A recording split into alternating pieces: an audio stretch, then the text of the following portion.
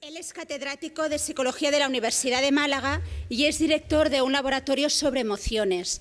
Se ha especializado en todo el tema de inteligencia emocional y es autor de diferentes libros, coautor de libros como Corazones inteligentes, Autocontrol emocional, libros que muchos de nosotros conocemos. Colabora de forma habitual en numerosas revistas científicas nacionales e internacionales sobre el tema de inteligencia emocional y gestión de emociones. Y en la actualidad está desarrollando programas de mejora de inteligencia emocional en diferentes ámbitos y organizaciones, tanto educativas, empresariales como sanitarias. Él nos va a hablar del aspecto social de la inclusión de las personas con discapacidad. Sin más dilación, os dejo con el doctor Fernández Berrocal. Muchas gracias.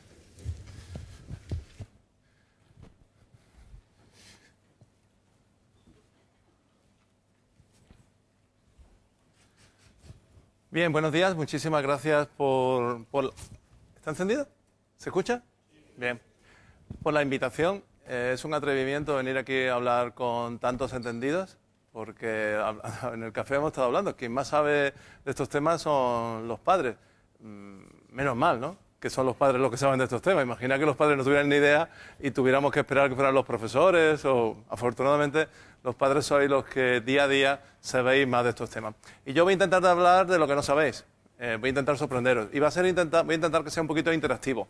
Y voy a intentar hacer ver que los discapacitados sois vosotros, que somos nosotros, no vuestros hijos. Porque es muy interesante. A mí no me gusta el título de la comunicación, porque poner la palabra discapacidad ya es sesgar, como hemos visto en la conferencia anterior, es sesgar ya el discurso. Hola, buenos días, soy discapacitado.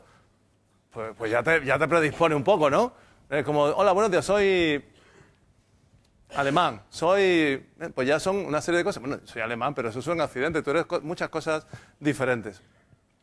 Y todos somos muy diferentes, o dicho en términos de esta conferencia, somos muy discapacitados en aspectos muy diferentes.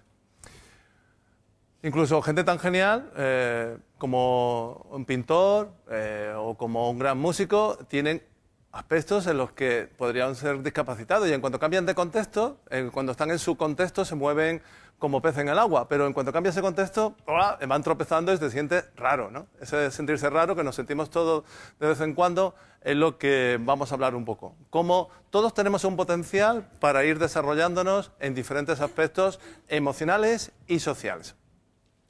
El problema es que, como hablaremos en diferentes aspectos, nuestra sociedad intenta normalizarnos, y en concreto la escuela intenta normalizarnos hacia un patrón tipo que está centrado solo y exclusivamente en lo intelectual.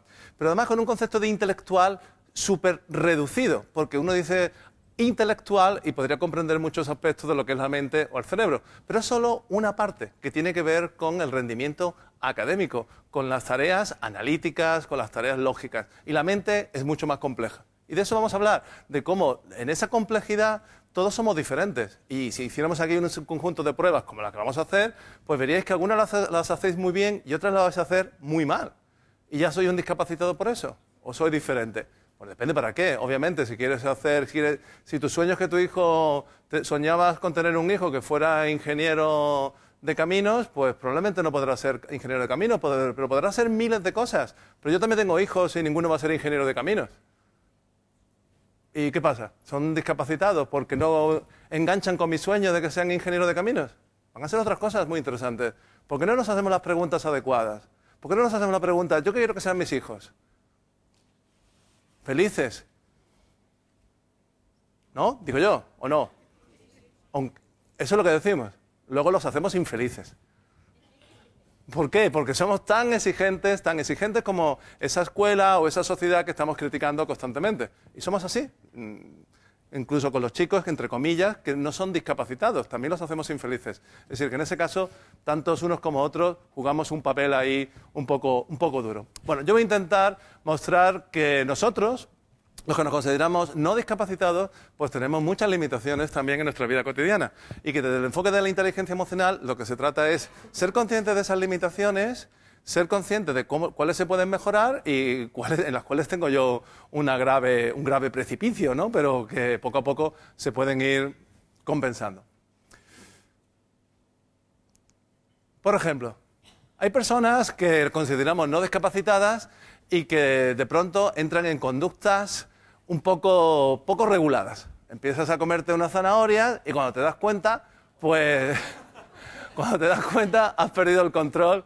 Y Glenn Close en un programa pues hizo esta monería de descontrol emocional. Pero esto lo hacemos muy a menudo. Hay unos trabajos que muestran que aquí imaginar que Talita a la salida os propone, le ha tocado la lotería esta Navidad y ha dicho, mira, aquí a los padres le vamos a ofertar estas dos opciones. Os da ahora 1.000 euros a cada uno a la salida o la semana que viene os da 1.100. ¿Cuál preferiríais? Que levanten la mano los que prefieren la primera opción, por favor.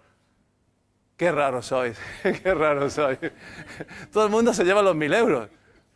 Dice, pero según los economistas, la segunda opción es la mejor, porque ganarías un 10% adicional en una semana, lo cual es una pasada, ¿no? Los mejores bancos, estos que salen en la tele, tipo ING, te ofertan un 4 anual. Que no es un 4, es un 2 y pico, ¿no? Y todo el mundo, wow, imagínate un 10%. Pero nadie coge eso. Los economistas sí. Así va la economía, ¿no? Obviamente. Pero ¿por qué la gente no resiste, no se inhibe y no resiste la tentación, como le pasaba a Glenn Close, y se come todas las zanahorias? Porque desde que somos pequeños, nuestras abuelas, ¿qué nos han dicho? Más vale pájaro en mano que ciento volando. Y eso es lo que hacemos.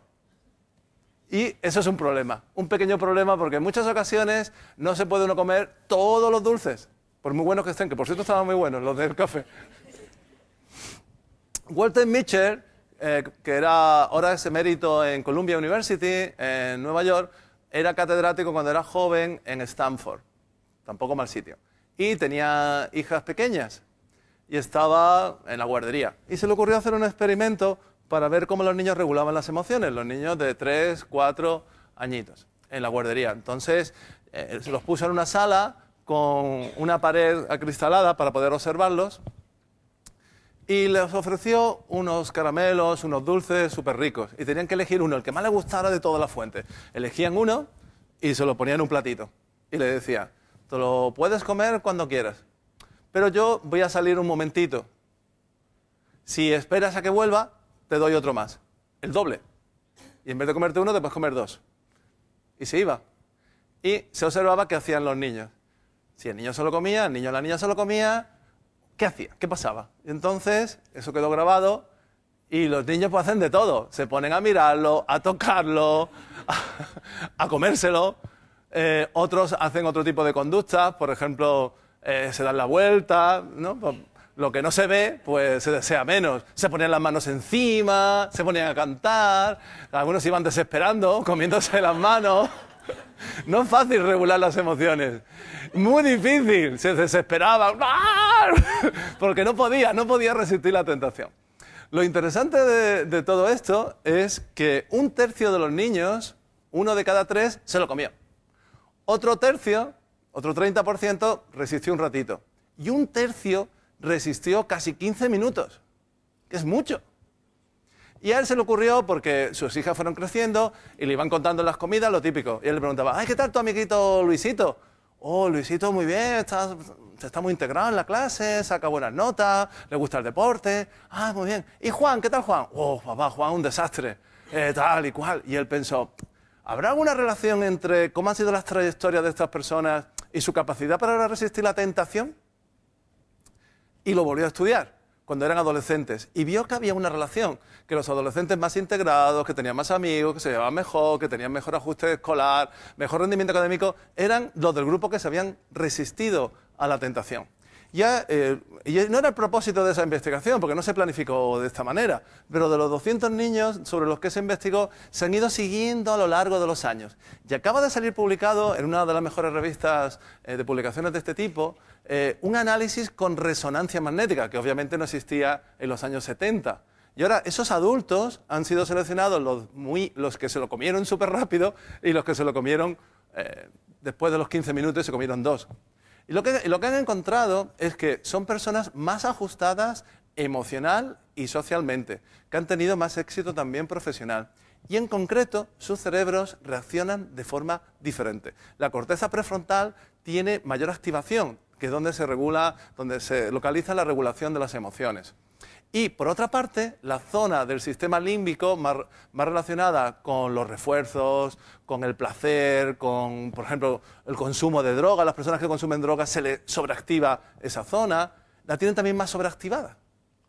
Es decir, que hemos logrado de un experimento de los años 70, en los que se sabía muy poco sobre estos temas, ahora en el siglo XXI, donde tenemos una idea mucho más clara a nivel cerebral de cómo funcionan estos mecanismos, que cómo nos comportamos cuando tenemos 3 o 4 años es muy importante para cómo somos, para cómo vamos a ser de adultos.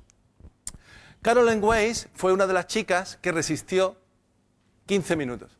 Ahora mismo se le hizo una entrevista y yo he logrado buscarla en Facebook y ese es su perfil, también en la página de la universidad. Pues estudió en Stanford, en Princeton, en lo mejor de lo mejor. Y ahora es catedrática de psicología, y es una familia, una persona muy integrada. Y diréis, bueno, pues será que su familia también era así. Su hermano no resistió la tentación. Su hermano fue de los que se comió el caramelo en 30 segundos. No he encontrado fotos de él, pero sí aparece en la entrevista. Y esto es lo que decía Craig, se llama. Me habría gustado ser una persona con más paciencia. Mirando hacia atrás, hay definitivamente momentos en los que me habría ayudado a tomar mejores decisiones. Otro estudio, que acaba de ser publicado también en 2011, hecho un seguimiento de 1000 personas durante 30 años en Dunedin, en Nueva Zelanda, un sitio muy bonito.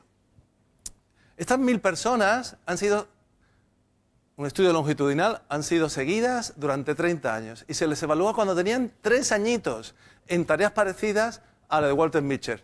Cómo resisten la tentación, cómo regulan sus emociones. ¿Y qué se ha encontrado?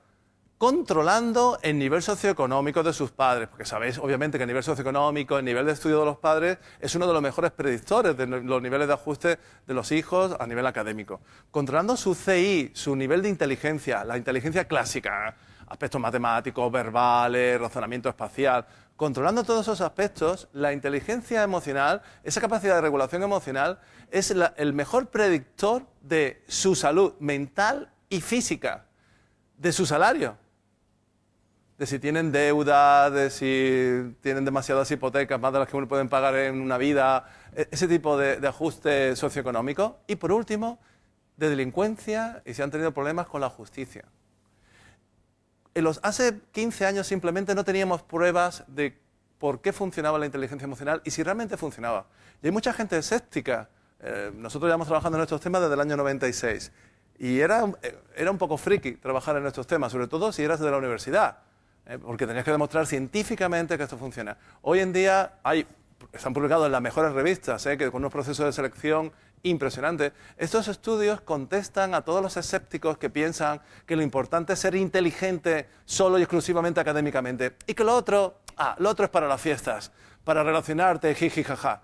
Y estas investigaciones muestran que las habilidades emocionales y sociales son tan importantes o más para el ajuste personal y profesional que las habilidades cognitivas e intelectuales. Esto ya lo dijo Howard Gardner, que ha sido Premio Príncipe de Asturias este año. Howard Gardner replanteó el concepto de inteligencia, no él solo, ¿no? Dentro de una corriente crítica contra la inteligencia clásica, que no podemos decir de una persona que es inteligente porque saque buenas notas y tenga una capacidad de razonamiento lógico, deductivo, muy importante. Eso es muy importante, claro que es importante. Eso es un salto que hemos dado como mamíferos impresionante y que no tienen otros primos nuestros, como son los primates, como orangutanes o chimpancés. Claro que sí, que es muy importante, pero no es lo único.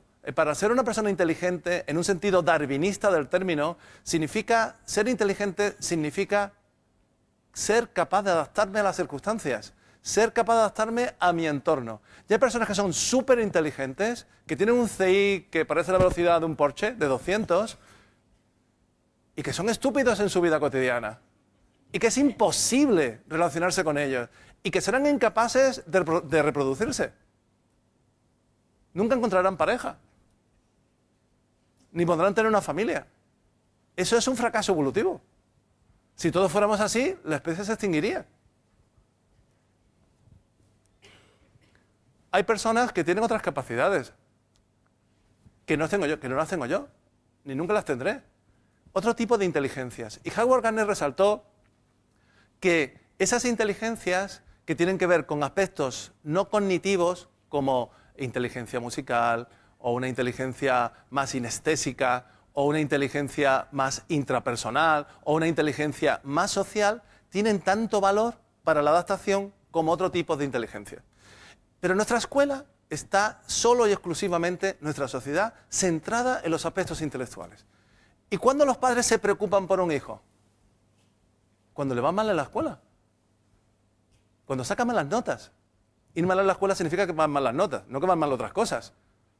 Da igual que si saca sobresaliente y el niño es un friki, no se relaciona con nadie, mata animalitos, eso... y tú piensas, es un poquito raro, ¿no? No, pero saca buenas notas, no pasa nada. Es como su padre, ¿no? Es como su padre. No pasa nada. O sí, pero no da la alarma en el sistema educativo. Estos dos autores, que son los que inventaron el concepto de inteligencia emocional, que son totalmente desconocidos, a casi nadie les suena más allá de los académicos, son Peter Salovey, que es el que se parece un poquito a Groucho Marx, y John Mayer, que se parece un poquito al de Simon Garfunkel. Bueno, digo como regla mnemotécnica para que no se olvide. Pues estos son profesores, Peter Salovey es profesor en la Universidad de Yale, son los que inventaron el término y tuvieron poca repercusión porque se le ocurrió publicar un artículo científico. Y como nadie lee artículos científicos, pues no tuvo ninguna repercusión. La repercusión la tuvo Daniel Goleman, que será que conozcáis, y porque es un periodista, era un periodista, ahora es multimillonario, y publicó un libro que se ha vendido en todo el mundo. Y básicamente este libro, que ha tenido impacto en la sociedad, y sigue estando en las librerías. Ahora yo voy al aeropuerto y seguro que voy a la tienda de libros y allí está. Allí está. Eso es impresionante, ¿eh?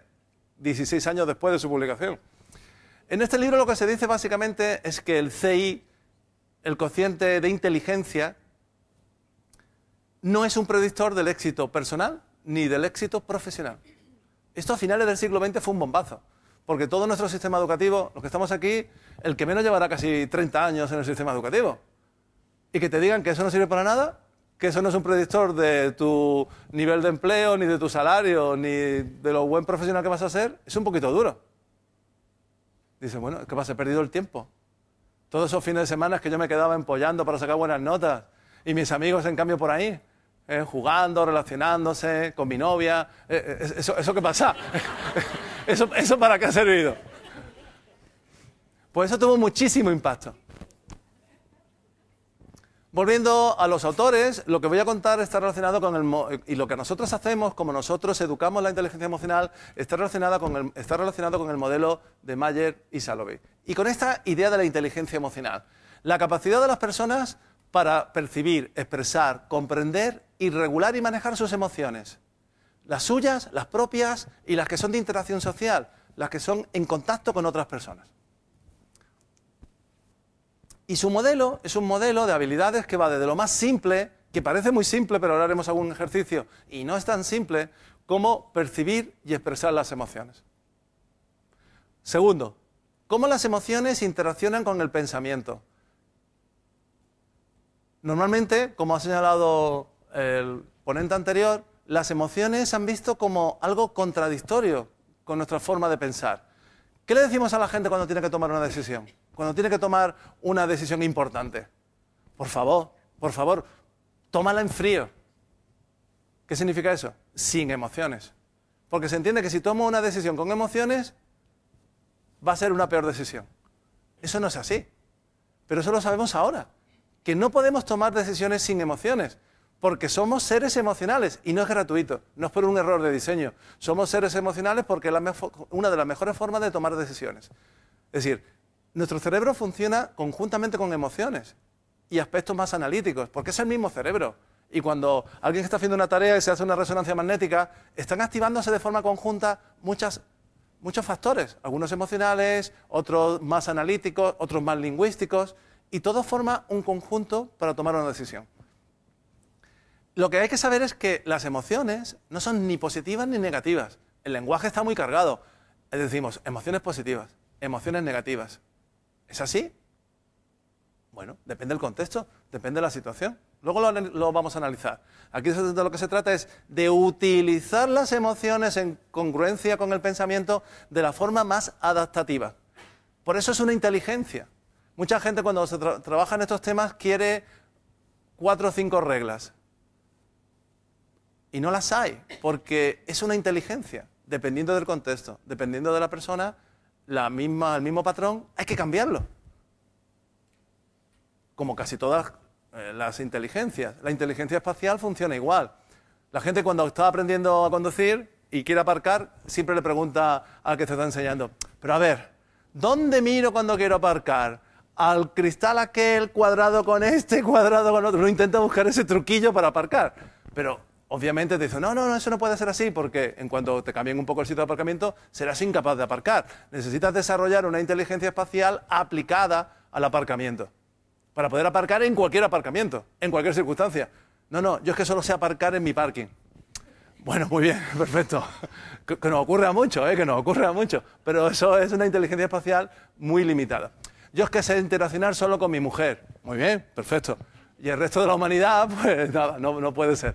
Por lo tanto, se trata de ser una inteligencia, no un conjunto de recetas o de trucos. Tercero, la comprensión emocional. Yo sé ya cómo me siento. Yo sé cómo me he percibido, tengo conciencia de que estoy triste. Perfecto. Segundo nivel de complejidad, ¿cómo evoluciona esa tristeza? ¿Cómo evoluciona en mí? ¿En qué se convierte? ¿Cuánto me dura? Estoy enfadado. ¿Cuánto me dura el enfado? ¿Soy de los que mi enfado me dura todo el día? Incluso no sé por qué. Y la siguiente fase, que engancha con la regulación emocional.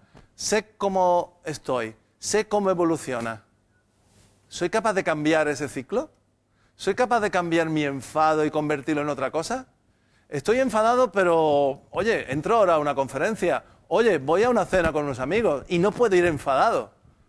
¿Cómo cambio yo ese estado emocional? Porque no quiero llegar así. Voy ahora a tener una charla con mis hijos, voy a almorzar con ellos, vamos a una cosa, un cumpleaños, una cosa agradable, y estoy triste. ¿Cómo hago para cambiarlo? O, desde el punto de vista interpersonal, he tenido una discusión con un compañero, con un colega, con mi hijo. Ya lo sé, que está enfadado. Sé por qué está enfadado.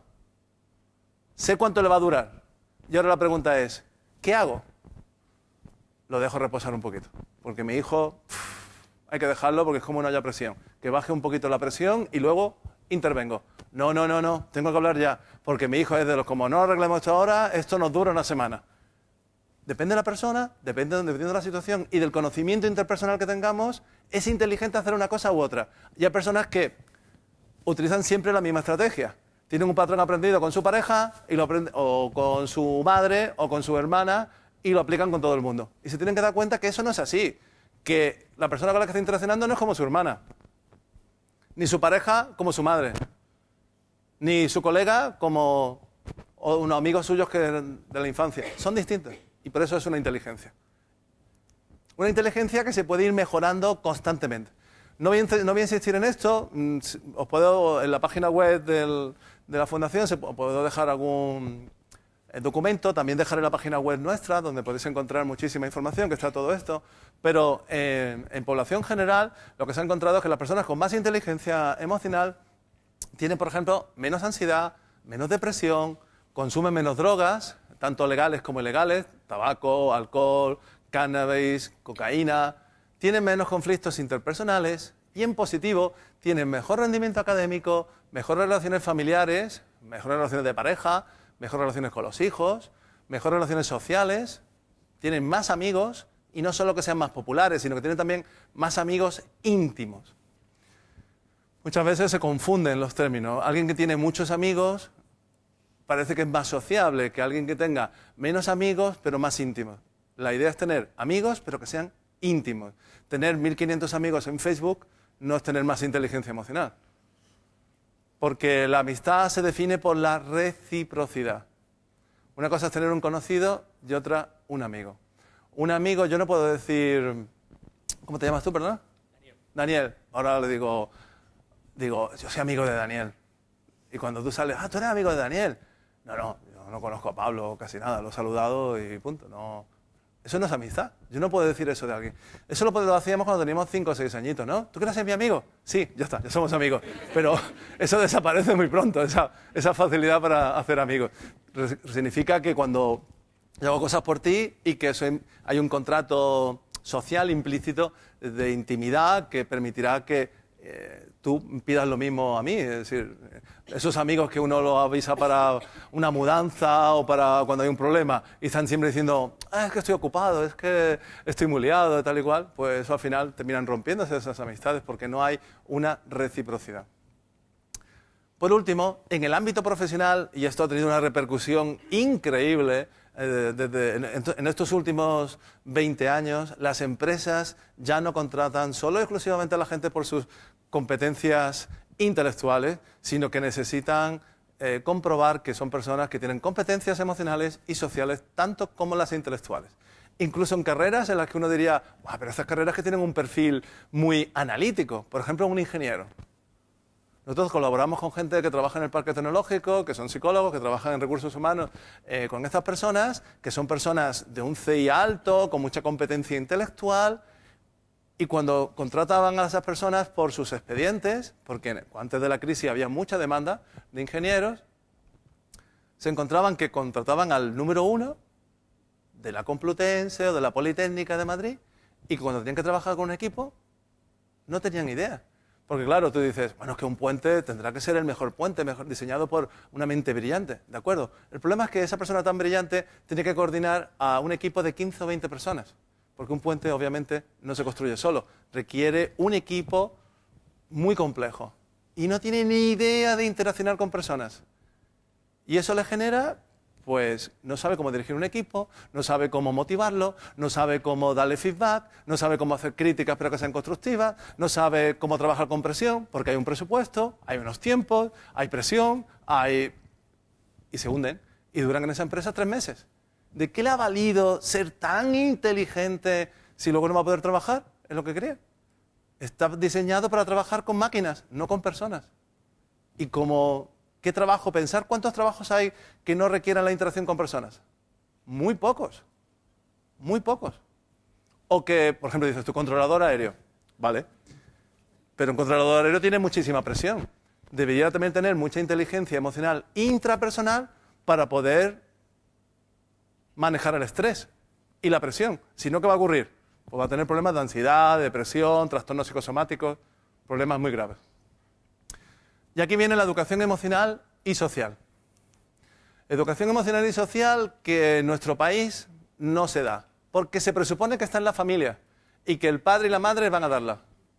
O en la escuela, de forma implícita. Los profesores implícitamente están educando emocionalmente y socialmente a los niños. Pero esto no es suficiente. ¿Es suficiente? Si es tan importante, imaginar que fuera las matemáticas, ¿estamos todos de acuerdo que es muy importante que se enseñe en la escuela? ¿Sí? Que fuera tan importante que dijéramos, no vamos a dejar que los padres y las madres eduquen la matemática. Y que los profesores, implícitamente, cuando están hablando de números, pues vayan aprendiendo los niños. Es tan importante que no lo vamos a poner. No hay nada importante que no esté en el currículum de forma explícita. Y todas las escuelas de todo el mundo, básicamente, ¿qué ponen en la pirámide? Matemáticas y lengua. Y luego vamos bajando. Conocimiento del medio, otras cosas. Y luego, al final, la parte artística. El arte, la creatividad, eso tampoco es importante. Bueno, todo el mundo. No conozco a nadie que no me diga la creatividad, la innovación es muy importante. España está llena de conferencias de gente hablando de la innovación, que en este país hay que ser más innovadores. Bueno, ¿y cómo? Si la creatividad no está en la escuela, si la creatividad se castiga en la escuela, ¿cómo vamos a ser creativos e innovadores? O cambiar la escuela o nunca seremos innovadores. Es que porque alguien de una conferencia de que tenéis que ser innovadores, ¿te vas a casa? Vamos, cariño, vamos a ser innovadores. Vamos a hacer el amor en la terraza. Bueno, eso podría estar divertido, ¿no? Pero, sobre todo para los vecinos. Pero es que no funcionan así las cosas. No basta con dar conferencias. Se necesita que se metan en el currículum. Si la creatividad es tan importante, valórela usted en el currículum. Y que un chico que sea más creativo vea que eso tiene unos beneficios. Pero a los niños y a las niñas les deja de gustar la escuela cuando tienen 6 años. Antes les encanta. Y a partir de los 6 años empieza la presión, la evaluación. En cuanto sean un poquito diferentes, lo más mínimo, raca, fuera del sistema. Tienen que ajustarse. Tenemos un modelo y hay que ajustarse. Antes hablábamos sobre... Estaba hablando con vuestros compañeros de si yo tuviera que llevar a mis hijos ahora a una escuela, ¿a cuál los llevaría? Y en mi ciudad no se me ocurre ninguna. Ninguna que cumpla lo que vamos a hablar. La idea es que hay que introducir la inteligencia emocional desde el principio en el currículum. Porque todos los niños son diferentes. Y la educación emocional ayudaría muchísimo a compensar esas diferencias. Nosotros trabajamos, por ejemplo, nosotros con discapacitados tenemos un grupo que nos lo enseñaremos. En ese grupo hay gente que trabaja con, entre comillas, con niños normales. Estamos trabajando con adolescentes, de 12 a 16, en un programa que va a salir, llevamos 5 años trabajando con él y ahora va a salir publicado. Hemos trabajado con adultos y ahora vamos a trabajar con niños de 2 a 11 años. Y dentro de esos grupos de niños con los que estamos trabajando hay niños diferentes. Por ejemplo, hay niños autistas, niños Asperger, niños superdotados, niños TDAH, niños con síndrome de Down, pero aún no tenemos resultados de cómo está funcionando. Pero estamos convencidos, por otros estudios que hay publicados, que esos niños son los que más se benefician de estos programas de educación emocional y social. Más que, entre comillas, los niños con menos discapacidades. Porque lo pueden compensar de otra manera. Vamos a ver algunos resultados. Nosotros trabajamos estos 3 aspectos: percepción, expresión emocional, comprensión emocional y regulación emocional. ¿Por qué? Porque esto es un metaanálisis que acaba también de salir publicado. Un metaanálisis es un estudio que resume los resultados matemáticamente añadidos de cientos de estudios. Es un estudio de estudios, pero no un resumen, sino que si tú has hecho un experimento aquí, en Barcelona, y has obtenido un resultado, allí se ha hecho un experimento en Sevilla, allí en Japón, allí se ha hecho un experimento en Australia, lo que hace es que suma los resultados matemáticamente para ver si ha sido producto del azar el resultado de Barcelona, el de Sevilla, el de Australia, y si podemos encontrar un patrón a nivel mundial de los resultados. Y ha encontrado estos 3 aspectos: que los chicos y las chicas que se les educa en inteligencia emocional durante varios años, no un curso de un fin de semana, tienen mejor rendimiento académico. Y esto es muy importante, porque no sé vosotros, pero nosotros encontramos muchísimas resistencias cuando queremos entrar en la escuela con programas de educación emocional. Muchos padres dicen, pero vamos a ver, ustedes están perdiendo la cabeza. Si España en resultados de PISA, en lenguaje y matemáticas, estamos de los últimos, ¿vamos a perder el tiempo con la educación emocional? Y estos estudios muestran que los chicos y las chicas con más inteligencia emocional tienen también mejor rendimiento académico. Luego veremos por qué. Tienen mejores relaciones sociales y menos conductas disruptivas, es decir, menos conductas agresivas, son más cooperativos y, en último, tienen un mejor ajuste psicológico, mejor salud mental y mejor salud física.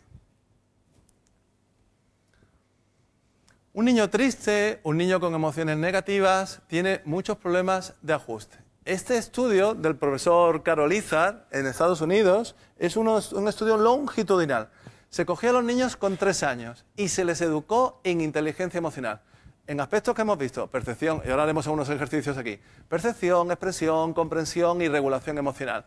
Y cuando pasaron 3 años, cuando entraban en primaria, con 6 añitos, controlando su capacidad verbal, es decir, que es el mejor indicador de la inteligencia del factor G, controlando eso, encontraron que la competencia era el mejor predictor de su competencia académica en matemáticas y en lengua. Con 6 años. Es de las primeras pruebas que muestran que un niño más equilibrado emocional y socialmente rinde mejor. ¿Y es eso tan raro? ¿Cómo rendís vosotros un lunes o un martes que estáis deprimidos, cansados, que estáis mal emocionalmente? ¿Rendís mucho? No. Eso que es de sentido común, hay que hacer un experimento para demostrarlo. Para convencer a la gente de que a los niños les pasa igual que a los adultos. Que cuando no estamos bien, no rendimos, no atendemos, no somos receptivos a la información y no podemos aprender. ¿Por qué? Porque somos un conjunto. Nuestro cerebro es un conjunto. Las personas somos una globalidad. No tengo mis emociones y cuando yo salgo de casa dejo la bata, las zapatillas y las emociones allí. Me voy al cole, cariño. A trabajar y yo voy sin emociones. Voy al trabajo, voy sin emociones. No es posible. Y mi estado de ánimo influye muchísimo en el rendimiento, en mi capacidad atencional, porque es un todo. Los estudios muestran una cosa muy simple, que los chicos y las chicas que son capaces de emitir más emociones positivas tienen estos beneficios. Perdón.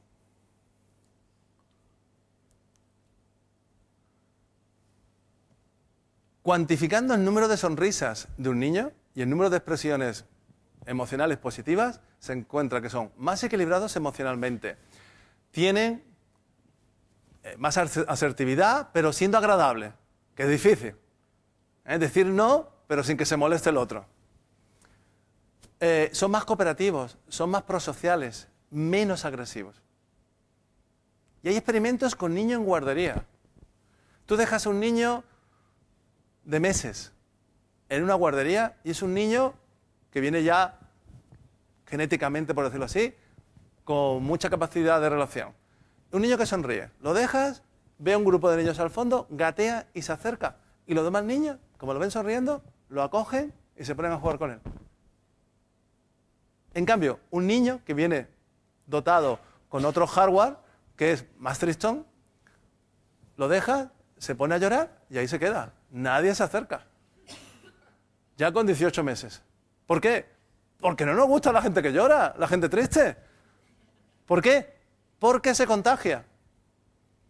Ahora veremos por qué se nos contagia. Decimos, ¿por qué se nos contagia lo positivo y lo negativo? ¿Y por qué nos gusta estar con gente agradable y no con gente desagradable? Porque nuestro estado emocional se convierte en el suyo. Con mucha facilidad. Esa gente que decimos, es que me quita la energía. Cada vez que hablo con esta persona, es que como una esponja negativa, me quedo... ¿Por qué? Porque sois muy empáticos. Tenéis un cerebro que copia. Nuestros cerebros copian las emociones de los demás. Salvo que seáis un psicótico, vuestras emociones van copiándose automáticamente. Y lo que estamos intentando es que la escuela tiene cosas muy serias y muy importantes. Nuestra escuela es muy buena escuela en ciertos aspectos. En los aspectos cognitivos, en el aprendizaje científico, es bastante buena.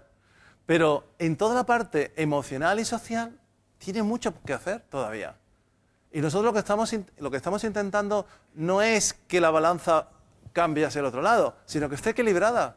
No es que se deje de aprender segundas lenguas, que se deje de aprender matemáticas, ciencias sociales, que tengamos ahora que aprender informática, los libros van a desaparecer, ¿no? Vi el otro día en la prensa, ya serán los niños, nuestros niños...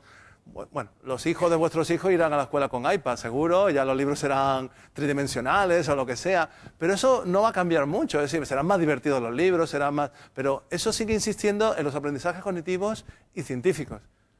Donde hay que incidir es en el desarrollo emocional y social. No sé aquí, pero por ejemplo en Andalucía se está invirtiendo mucho en las TICs. Ahora todas las escuelas tienen que tener pizarras digitales, los profesores tienen que aprender 1000 cosas, la página web, para poner los materiales allí, los chats, todo eso. Está genial. Pero si invirtiéramos un poco más de dinero en los aspectos emocionales y sociales, tendría mucho más efectos beneficiosos para todos, para la sociedad. ¿Para qué?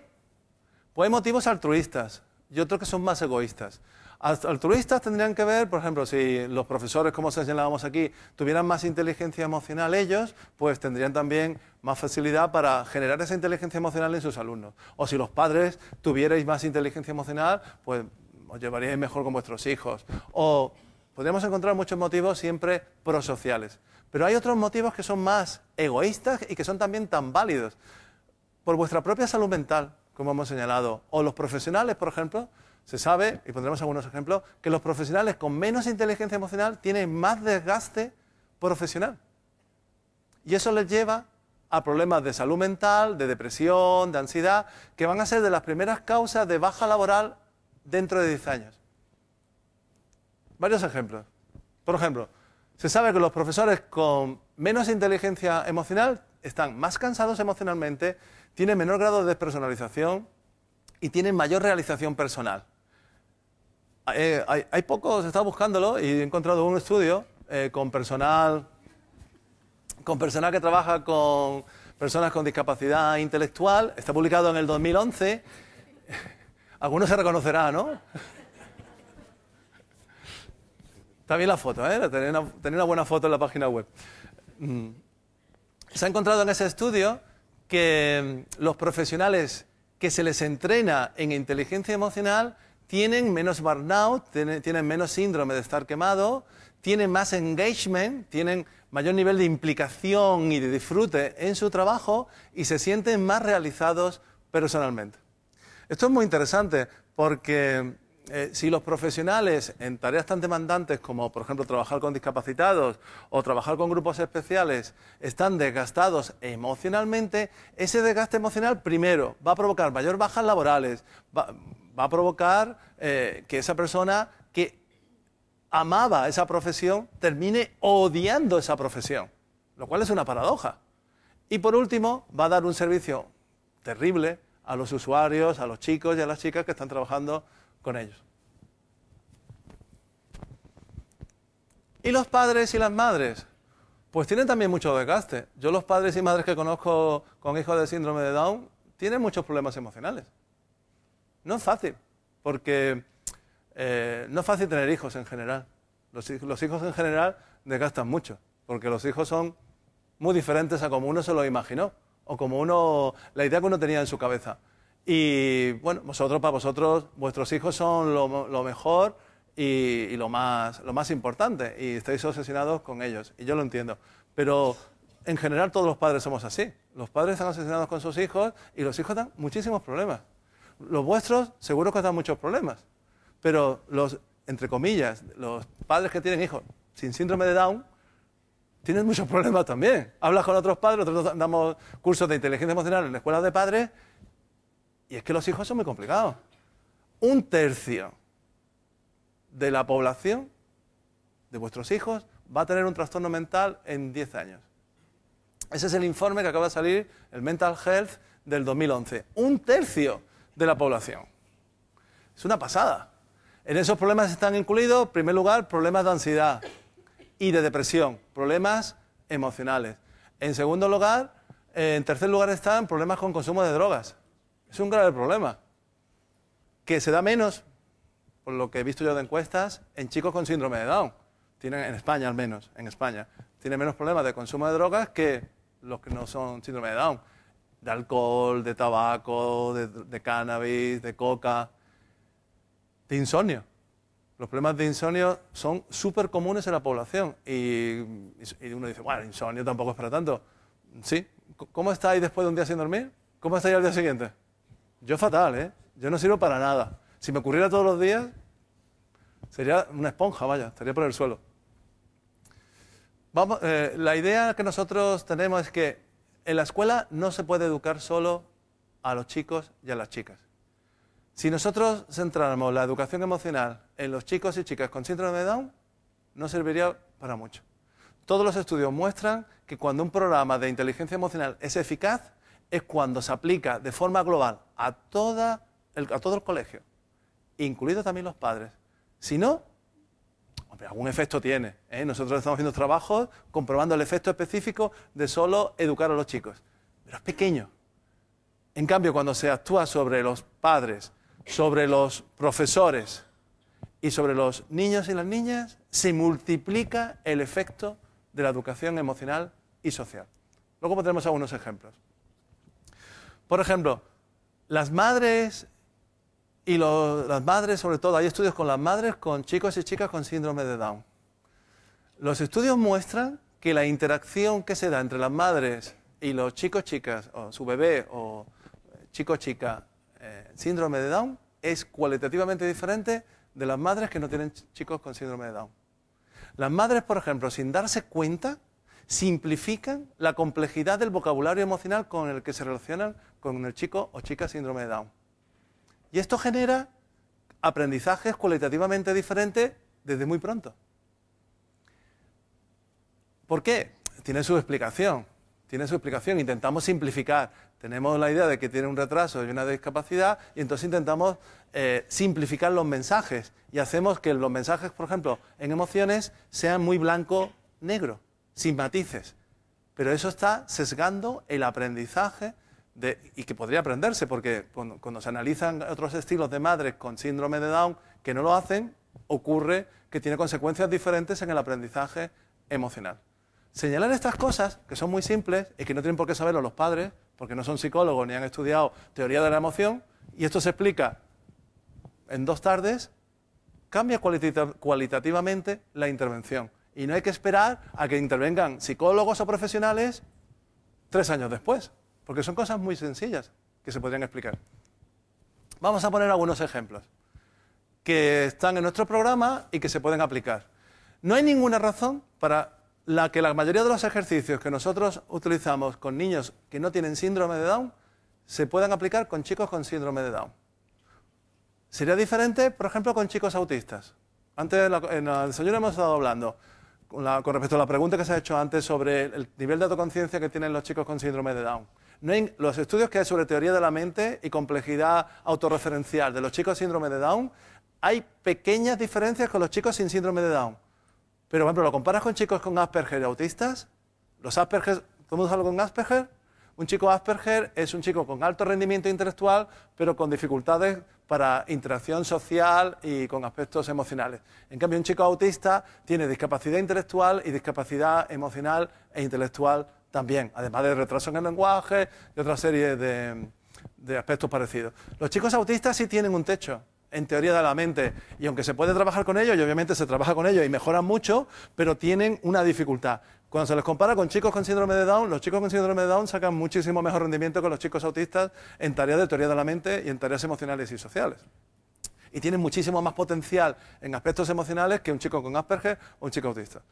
Pero, por ejemplo, incluso trabajando con chicos Asperger y autistas, se puede adaptar las tareas a su nivel de comprensión, pero básicamente el esquema es el mismo. Este es nuestro laboratorio, y ahí tenéis la página web, ahí tenéis mucha información, donde podéis bajaros libros, artículos en PDF.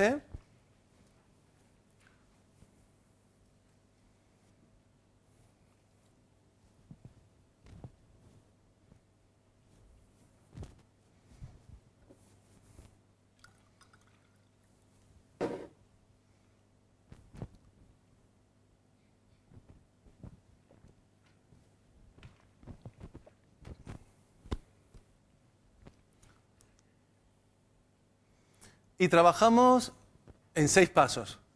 Trabajamos percepción y expresión de emociones en uno mismo, que es el uno, y en los demás. Bien, yo sé cómo son mis emociones, pero si yo veo a esta chica, ¿puede inferir lo que está pensando? Pues no, ahora mismo no. pero bueno, con gente que conocemos es muy importante. La comunicación no verbal es el 70% de la comunicación. No tenemos que estar siempre con un cartel y diciendo lo que sentimos. Sería súper trabajoso y no se corresponde normalmente. No siempre lo que uno dice, cómo se siente, es como uno se siente. Y bueno, porque no somos sinceros o no nos interesa que se sepa, por muchas cosas. Y de ahí viene la habilidad de inferir los estados mentales y emocionales de otra persona sin que tenga que decírnoslos, porque ha sido muy importante para la supervivencia. Tercero, ¿cómo comprendemos nuestras emociones? ¿Cómo evolucionan mis emociones? ¿Cómo se mezclan? ¿Cómo van cambiando? ¿Cómo se van modificando?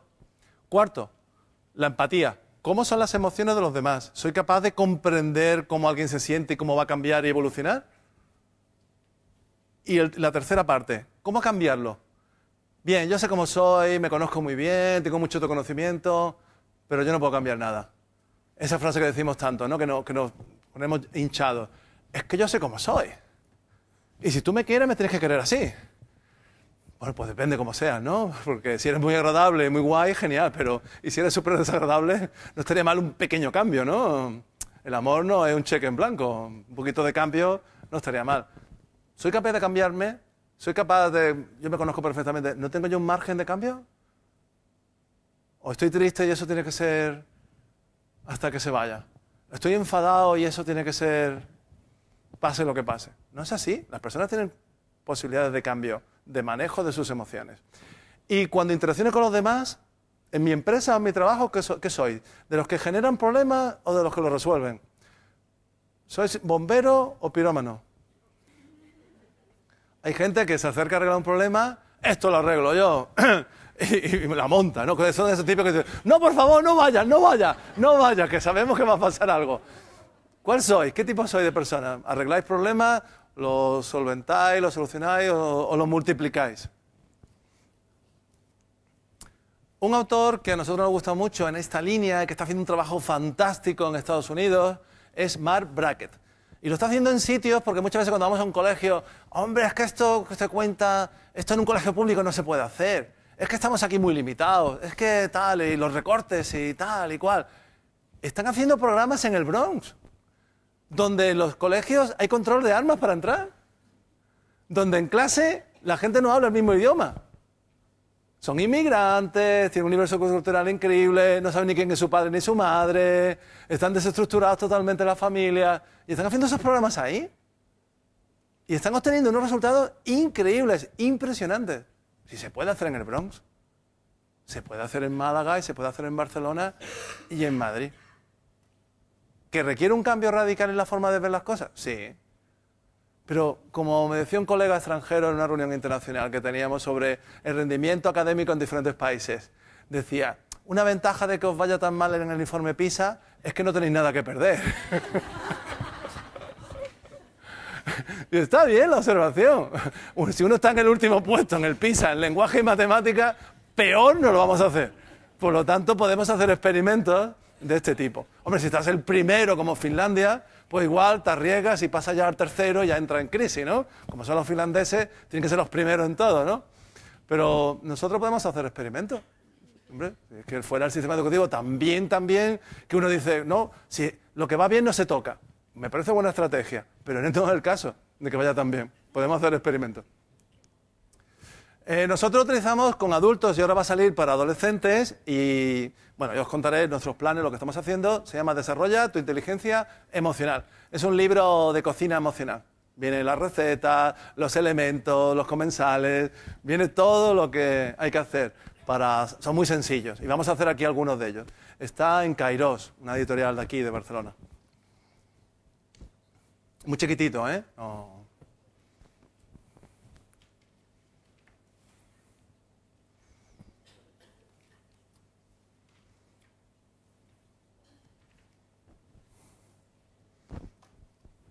Que se me olvidó ponerlo en... Habéis visto que en los libros vienen bastantes libros recomendados. Se me olvidó recomendarlo en las referencias que tenéis en la documentación. Bien. Vamos a hacer unos ejercicios de percepción emocional. Ahora vamos a ver quiénes son los discapacitados. Pensamos que reconocer emociones es muy fácil. Porque, bueno, la Mona Lisa aquí veis que es un poquito más expresiva de lo que se ha dicho. Esos fueron bocetos previos que hizo Leonardo, que nunca han sido publicados, y nosotros lo hemos encontrado. Vamos a ver qué tal. Tenemos la idea, y es cierto, las investigaciones que hay sobre percepción de emociones en síndrome de Down muestran que los chicos y chicas con síndrome de Down tienen una tendencia a convertir las emociones negativas, las que ven, en interpretarlas como positivas. Por ejemplo, ¿qué crees que diría aquí un chico con síndrome de Down? ¿La respuesta correcta cuál es? A ver, que levanten la mano los que han dicho enfadado. Muy bien. ¿Y el resto? ¿El resto qué diría? ¿Qué diría el resto? ¿Triste? ¿Sí? ¿Lo ves triste? ¿Y alegre? ¿Aquí lo ves en positivo? ¿Pensativo? ¿Sí? ¿Pensativo? Sí. Eso es muy común que las mujeres digáis eso de los hombres. Desconfiado. La correcta aquí es enfadado. Está enfadado. Pero es muy normal que un chico con síndrome de Down, una chica con síndrome de Down, lo interprete. Es decir, los chicos, la investigación lo que muestra es que cuando un chico o chica síndrome de Down no sabe qué emoción es, dice, por defecto, aplica alegre. Está alegre. ¿Por qué tiene ese sesgo? Ahora lo veremos. Tiene que ver con la educación que se da, sobre todo el etiquetado que dan las madres a muchas emociones y la tendencia a verlo todo sobre positivo en las madres, que yo lo entiendo, pero es una consecuencia. Eso que usted ha dicho de que está pensativo es muy típico. Las mujeres cuando ven a un hombre así piensan que está pensando. Porque cuando una mujer está enfadada se nota muchísimo. no hay duda. Cariño, ¿estás pensando? A nadie se le ocurre decir eso. Pero en cambio, los hombres estamos así, un poco contraídos y se nos nota que estamos ahí pensando. No, estamos enfadados, estamos enfadados. Lo que señalábamos antes, las madres simplifican mucho el etiquetado emocional con los chicos y las chicas con síndrome de Down y tienden a reforzarles las emociones positivas, siempre. Y evitan, le hacen un aprendizaje de evitación del miedo, de la ira, y le están reprimiendo siempre el enfado y la ira. Lo tratan como si fueran chicas con la ira.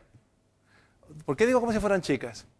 Los hombres y las mujeres no tenemos ninguna dificultad para expresar las emociones, pero si os fijáis, los hombres tienen mucha dificultad para expresar la tristeza.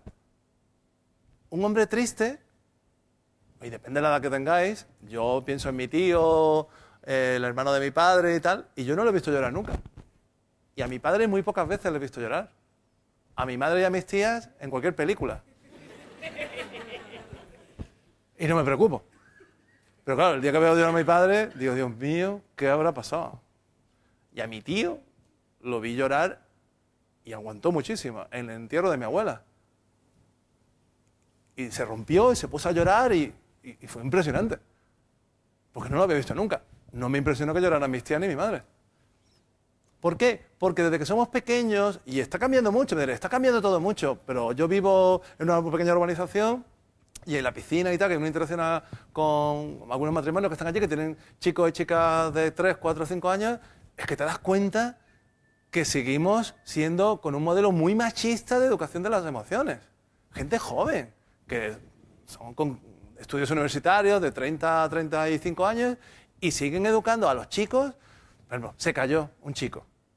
Se hizo un poco de daño y tal. Y si iba a empezar a llorar y el padre, no me vaya a llorar, que no eres una niña. Me quedé, digo, me callé, no dije nada, ¿no? Digo, bueno, que tú que como quieras el hijo, ¿no? Le iba a dar allí una, usted, ¿no? O sea, me tira a la piscina. Pero un poco más es como los espartanos. ¡Venga arriba, braca! Claro, ese niño no lloró y el padre lo felicitó y le reforzó. ¿Qué hubiera pasado si hubiera sido una niña? Toda la piscina allí. Claro, refuerzas esa atención y la niña ¿qué hace? Llora la siguiente vez. ¿Por qué? Porque ha sido muy agradable ser el centro de la atención, de todo eso. Y en cambio a las chicas no se les refuerza. Las chicas son más expresivas en todas las emociones, desde muy pequeñas. Menos en una, la agresividad y la ira. Se las reprimimos muy fuerte. Y en cambio a los chicos, no. A los chicos no. Y con los síndromes de Down hacéis lo mismo que si fueran todos chicas. No reforzáis la agresividad, tampoco la tristeza y estáis potenciando siempre lo positivo, que está muy bien, pero limita el aprendizaje de todo el espectro emocional. Vamos a ver vosotros qué tal sois. Os voy a poner una cara y hay 4 opciones. Tenéis que apuntarlo, porque si no la gente, si no lo apunta, cuando escucha la correcta dice, claro, esa era. Capital de Turquía. Estambul. Ah, claro, Estambul. No, apuntadlo, por favor. Apuntadlo en la mano, aunque sea así. Voy a poner una carita. Está sacado de un test de Baron Cohen para detectar autismo. Espero que acertéis alguna. Pensadlo. No decirlo, calladitos.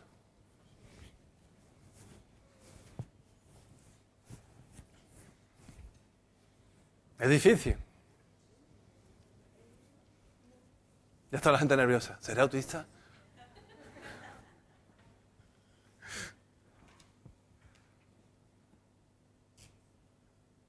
No se puede estar mucho rato. Tú no puedes ir por la calle a la gente. ¡Párate! ¡No te muevas! ¡No te muevas! ¡Congélate!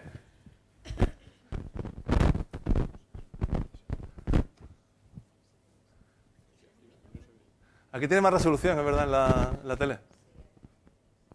Bien, ¿listos? ¿Ya? Vamos con la segunda. El test original tiene 36 ítems. Yo solo voy a poner 2. Esta es la segunda. Solo una. Aunque estéis en duda, solo una.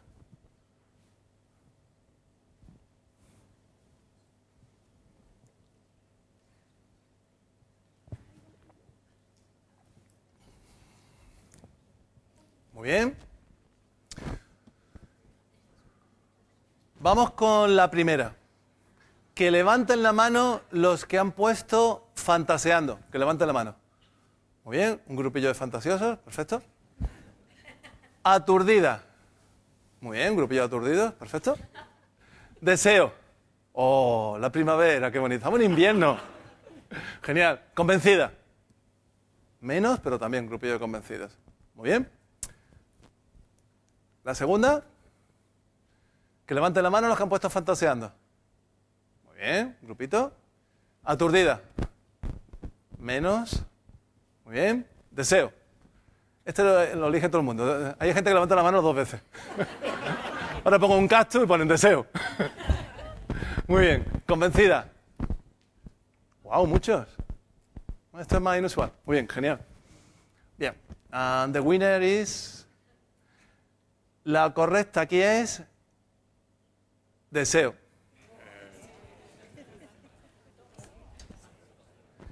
Y en la segunda... Fantaseando. Es difícil. Que levanten la mano los que han acertado las dos. Muy bien, ya se pueden marchar. Están ya aprobados. Los que han acertado al menos una. Muy bien, mucha gente. Muy bien. Los de los dos no quiero saberlo, no. No, ese no. Esto es una cura de humildad. Lo ponemos siempre porque dices, hombre, eso seguro que yo lo acierto. Y el porcentaje de gente que acierta todas, las dos, es muy pequeño. ¿Habéis fijado cuánta gente ha acertado dos? No llega al 10%. ¿El resto tenéis una discapacidad para percibir las emociones? No, no tenéis ninguna discapacidad. Todos pasaríais el punto de corte de este test. Es un test de 36 ítems y hay que acertar 16. Es decir, que todos los que estáis aquí lo acertaríais. He escogido dos un poquito más complicadas. Vamos a ver dónde está la diferencia. Una pequeña y sutil diferencia. La chica de la izquierda, de mi izquierda, ¿de acuerdo? Esta chica, ¿a quién está mirando? ¿Esto tiene puntero? A ver. Ah, sí, muy bien. Esta chica, ¿a quién mira? Te mira a ti, te está mirando directamente a ti. Lo que está deseando es lo que mira a uno. Tú. ¿Por qué se recortan los ojos y se ha quitado la boca? Porque las personas que decodifican mal las emociones, los chicos y las chicas, sobre todo son chicos. Sabéis que en Asperger la proporción de chicos es de un 90%. Las chicas tenéis otros problemas, ¿eh? Así que no... Pero hay más chicos Asperger. Miran la boca.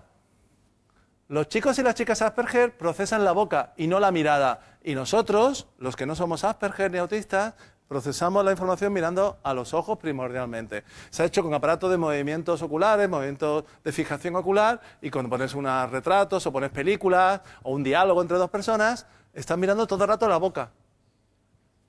Pero no la mirada. Y donde está realmente la máxima información es en la mirada. Por eso es difícil. ¿Y esta chica dónde mira? Está mirando allí, a la derecha. Una mirada así. Y a quien dice, pero igual está deseando algo. A que lo que habéis dicho deseo en esta porque pensabais que deseaba algo. Sí, pero no eres tú. Y eso ha sido muy importante para la reproducción de la especie. Si una chica en una cafetería está mirando allí y está deseando algo, no eres tú. Y eso ha sido importante, diferenciar esto sí, esto no. Eso ha sido muy importante. ¿Te creerías sus palabras? Si miráis solo la boca, sí te lo crees. Si miras sus ojos, no. Un colega que te dice, me ha encantado tu trabajo. De verdad, estás haciendo en la Asociación Talita un trabajo impresionante. Y te lo dice, es esta amiga tuya, una amiga, que es la rubia, ¿eh? Y lo dice así.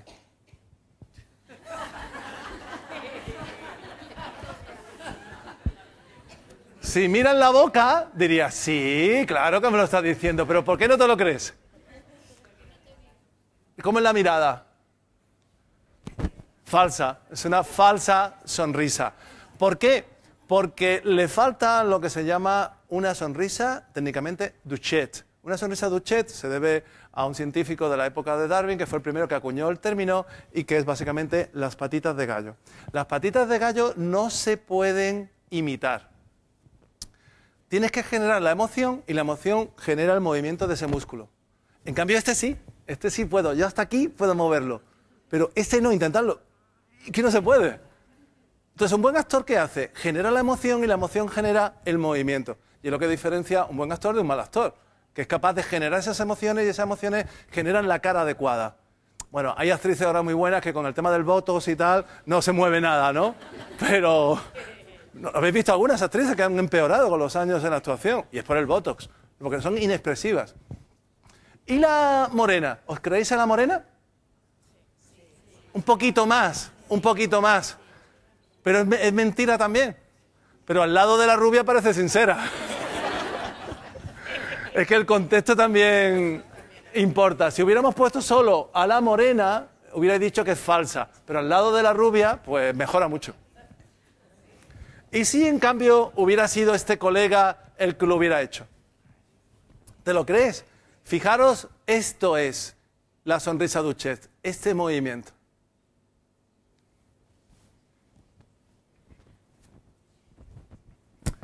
Si te toca trabajar con un colega así de expresivo,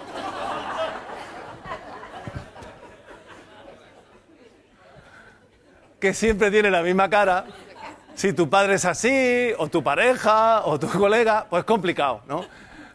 O hay chicos y chicas que suprimen mucho las emociones. Van por la vida ocultos, ¿no? Como una tortuga, ocultando sus emociones. Esto tiene muchísimos problemas, tanto propios como para los demás, como ajenos. Propios porque se sabe que las personas que suprimen sus emociones tienen peor salud mental y peor salud física. ¿Por qué? Porque es un esfuerzo, es un desgaste, no es natural, salvo que tengas una psicopatología.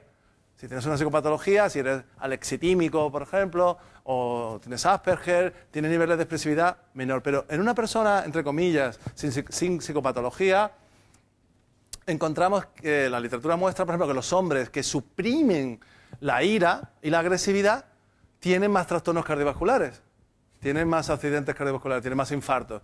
¿Por qué? Porque es como tener, por poner una metáfora de un coche, es como acelerar muchísimo un coche e ir en primera o segunda, cuando el coche está pidiéndote quinta, incluso sexta. Entonces el cuerpo, el corazón, el sistema cardiovascular está sobretrabajando. Eso hay muchísimos estudios. Por lo tanto, tiene muchas consecuencias negativas. Pero sobre todo tiene consecuencias negativas para los demás, porque no te das pistas. Hay personas que van por la calle o por su trabajo como si fueran jugadores de póker. Y en castellano se llama así, cara de póker. ¿En catalán también se dice lo mismo? Igual, ¿no? Cara de póker. Y está bien. Si yo no quiero que alguien sepa cómo me siento, pongo cara de póker.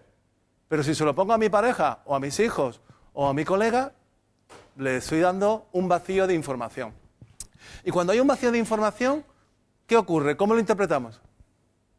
En negativo siempre. Siempre en negativo. Chico o chica que llega del colegio con las notas. Ha llegado esta Navidad con las notas, súper contento. Ha sacado algunos notables, incluso un sobresaliente, ha mejorado con respecto a otros años, viene súper contento. Llega y le enseña las notas a su madre. La madre coge las notas, las mira, lo abraza, le da 2 besos. Mi niño, que súper listo es, un listing del bloque. ¿Tiene el niño dudas de lo que la madre siente? Ha coincidido el mensaje verbal con su expresión corporal, con el entusiasmo. Mamá, ya está, que no es para tanto, mamá. Agobiado. Y la madre le dice, ve y se lo cuenta a tu padre también que está ahí en el salón, que le va a gustar mucho. Llega allá al salón, el padre, por los tópicos, está con el periódico, con el Marca.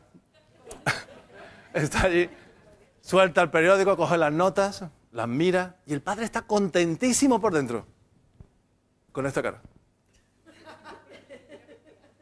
Muy bien, muy bien, muy bien. Enhorabuena. Y se las da. El niño dice, ¿me ha dicho alguna duda? Muy bien, muy bien, muy bien. Enhorabuena. 3 veces, ¿qué más quieres? Pero su cara no lo expresa. No expresa entusiasmo, no ha habido contacto físico, no ha habido entusiasmo. Entonces el niño, su cerebro automáticamente ve que hay una falta de sincronía entre el mensaje verbal y el mensaje no verbal. ¿Y quién gana?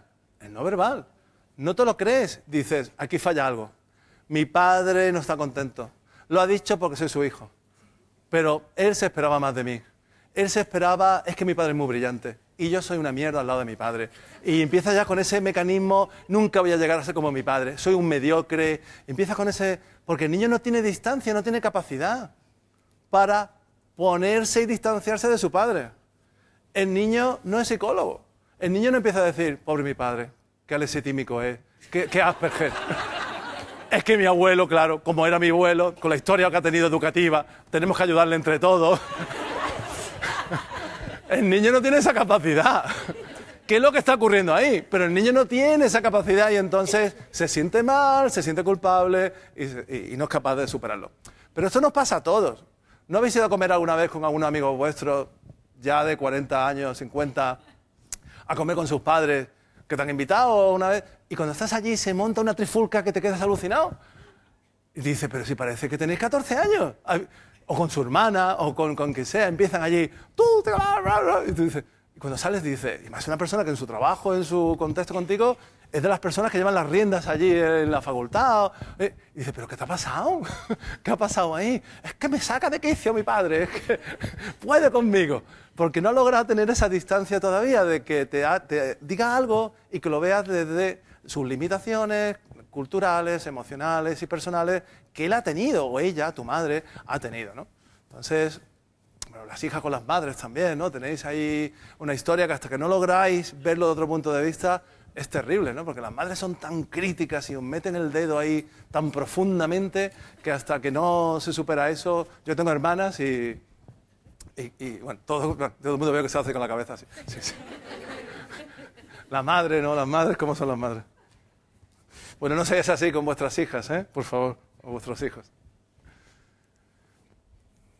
Bueno, vamos a ver qué tal soy de expresivo. Me gusta mucho este de Maitena. Las mujeres somos más expresivas, más comunicativas, más fáciles. En cambio, con los hombres nunca sabes. Tú, por ejemplo, ¿cómo te das cuenta cuando un tipo es feliz? Cuando grita gol. Tengo una colega que es profesora de emociones y siempre se queja de que su marido es muy poco expresivo. Y este verano, en un curso de verano, así más relajado, nos cuenta... Bueno, fue cuando el Mundial, hace 2 años ya, ¿no? Sí, cuando el Mundial. Fue ya, nos vimos después del Mundial y dice, estoy enfadadísima con mi marido. Y nosotros, ¿por qué? ¿Qué ha pasado? Y dice, hombre, yo veía el fútbol de vez en cuando con él, pues por hacerle un favor, porque a mí el fútbol no me interesa nada, y por compartir algo y tal, para que no se fuera de casa, ahí a un bar, el pobre y solo, y tal y cual. Y entonces lo veía con él, pero yo estaba harto de ver tantos partidos, y yo me fui a otro sitio, me fui a la terraza, allí a leer tranquilamente y tal, y de pronto escucho, ¡oh! unos gritos, pensé que le había pasado algo, y entró donde estaba, y estaba pegando botas, y ¡ah!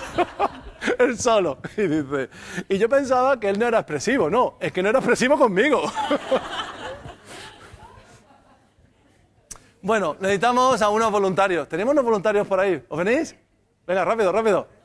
Es con ropa el ejercicio, no hay problema, ¿eh? Venga, veniros rápido, rápido. 100, venga, 100 personas. No, venga, 5 o 6. Sí. Alguna chica también, no solo hombres. Alguna mujer también.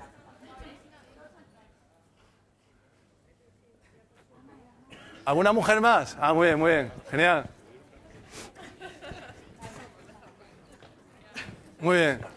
¿Alguna mujer más? Venga, veniros. Venga, veniros los dos. Venga. El primer sitio donde veo que las mujeres son más tímidas que los hombres.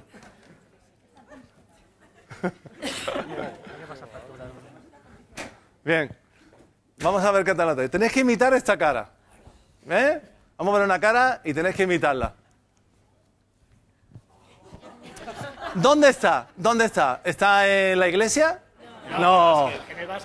En un partido. Bien. ¿Y qué está? ¿Contento? ¡Guapo! Le está diciendo ¡guapo! Al árbitro. ¿Qué le está diciendo? Algo al árbitro. Algo, ¿no? ¿Estás ciego? ¿No? Algo así. Bien. Vamos a empezar. Venga, a ver, imítalo. Con voz y todo. Venga, vamos a ir rápido. Venga. Eso, bien. Venga. Bien. ¡Vamos! No, más fuerte. ¿Cómo que vamos? ¡Más fuerte! ¡Vamos! ¡Bien! ¡Desgraciado! ¡Callao! ¡Sin vergüenza! Bien. ¡Esto es falta! Bien, ¿Que no lo has visto? bien. ¡Falta! ¡No! Bien, ahora todos, cuando diga 3. 1, 2, 3. ¡Eh! Muy bien, muy bien, muy bien. Ya podéis volver.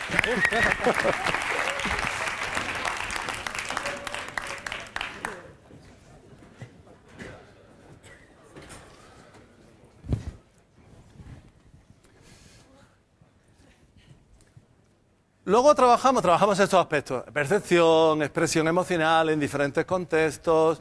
Por ejemplo, los chicos con síndrome de Down tienen muchos problemas con el tono de voz.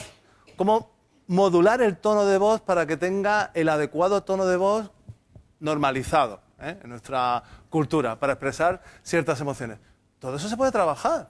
Todos esos aspectos se pueden ir trabajando porque eso es producto de tener feedback. Muchas personas tienen poco feedback. Y yo que tengo colegas míos que cuando hablan, se lo digo, tienes que hablar un poquito más flojo. No es normal cuando hablas. Estamos en el ascensor. y es un bozarrón que te echa para atrás. O lo contrario, gente que dice, ¿cómo? Perdona.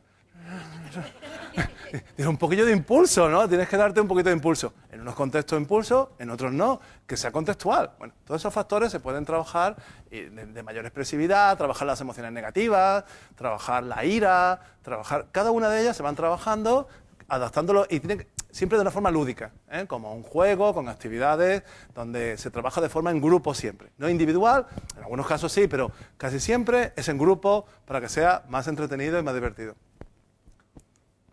Por ejemplo, la ira, la gente dice, oh, la ira es muy mala, la ira y el miedo muy malo, eso hay que quitarlo. Y la gente muchas veces me dice, hombre, usted nunca se enfadará, ¿no? Como es de inteligencia emocional, usted nunca se enfadará. Digo, hombre, ¿no conoce usted a mi mujer? Sí, pregúntele usted a ella, seguro que le dirá que sí. Y te planteas, pues claro que te enfadas. Si uno no se enfada, no puede poner límites a las cosas. Si a ti te están haciendo algo que no te gusta y tú pones esta cara, la gente no tiene feedback. Como decía Aristóteles, el problema no es enfadarse o no.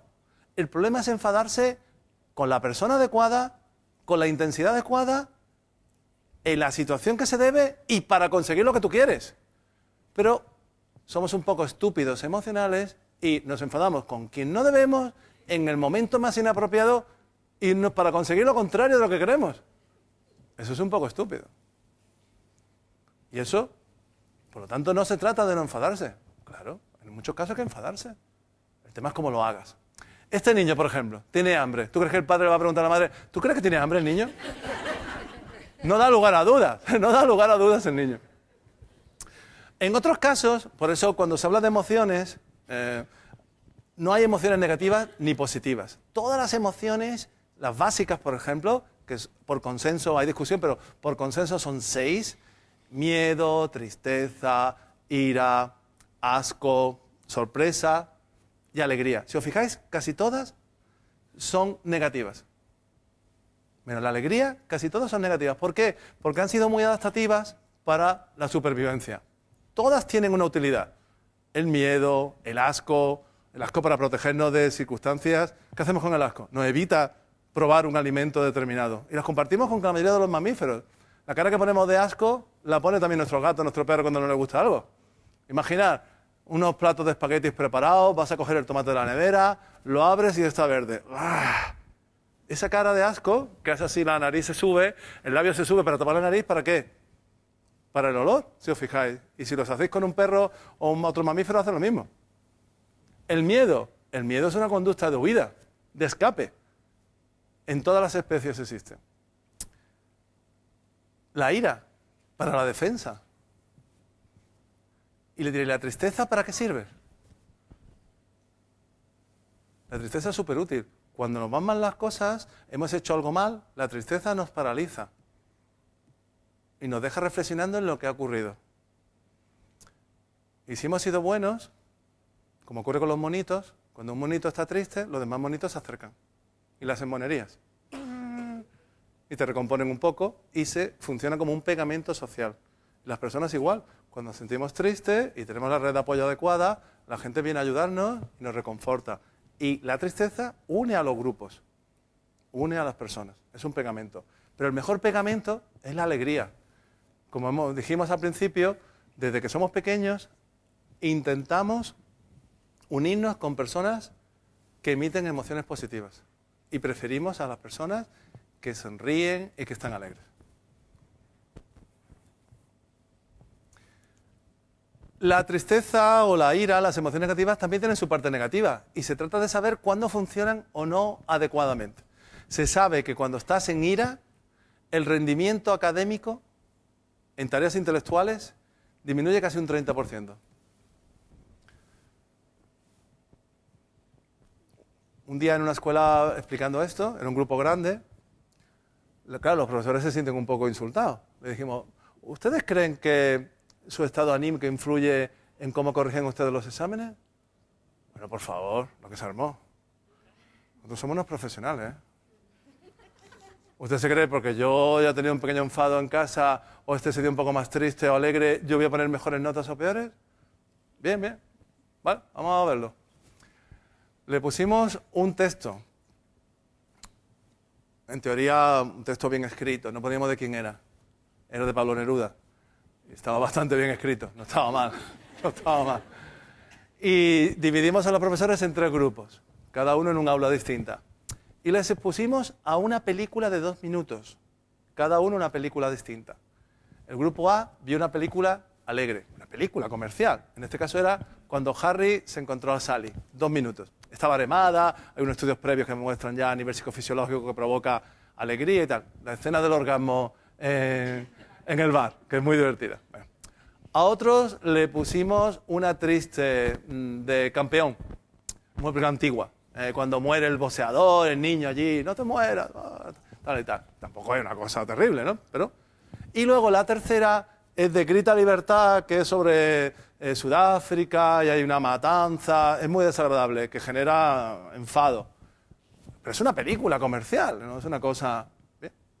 Vieron la película y luego se les dio a cada uno el texto para que hicieran la evaluación. Bueno, había unas diferencias impresionantes, sobre todo entre el grupo de ira y el grupo de alegría. La mejor calificación estuvo en el grupo de alegría. Lo consideraron un texto más creativo, inspirador, y estaba hecho todo con un sistema muy fácil de responder, que había sido evaluado previamente por un conjunto de catedráticos de instituto de literatura, como los que evalúan selectividad. Y había una diferencia entre un 20 y un 30%. Es una pasada. Es que eso, la diferencia entre sacar un 8 o un 5, o un 5 y un suspenso. Se quedaron impresionados. Y digo, y es una peliculita. Imagina que has tenido una bronca en casa, al mediodía. O te van mal las cosas en casa y estás deprimido y estás triste. ¿Tú crees que no influye? Pero es que nuestros estados emocionales influyen muchísimo. Y está súper controlado en tareas. Por ejemplo, si vais a unas oposiciones, no tiene sentido tener una discusión en el desayuno. Con tu pareja o con tus hijos, con quien sea. Porque va a disminuir tu rendimiento en esas oposiciones. Si son unas oposiciones muy competitivas, ¿qué tenéis que hacer? Pero nada, cuando estéis allí en el hall, que todo el mundo esperando para entrar, tenéis que montar allí una bronca. Enfadar alrededor a todo el mundo y ahora entrar. Has bajado 3 puntos a todo el mundo. Bueno, eso ya es un uso maquiavélico de... Pero también se hace. Mucha gente dice, bueno, entonces, ¿la inteligencia emocional es solo para usarla para el bien? No, basta ver a nuestro alrededor que hay gente que utiliza las emociones para manipularnos o para manipular a otras personas.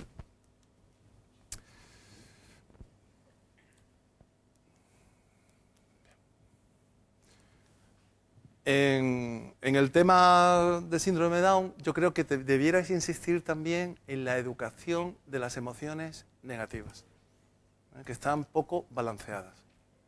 Yo creo que sería muy importante. Una cosa impresionante, intentadlo vosotros. No he encontrado en Internet, la mayoría son vuestras, lo he sacado de varios calendarios, no he encontrado en Internet ninguna foto con un chico o chica síndrome de Down expresando ira o tristeza.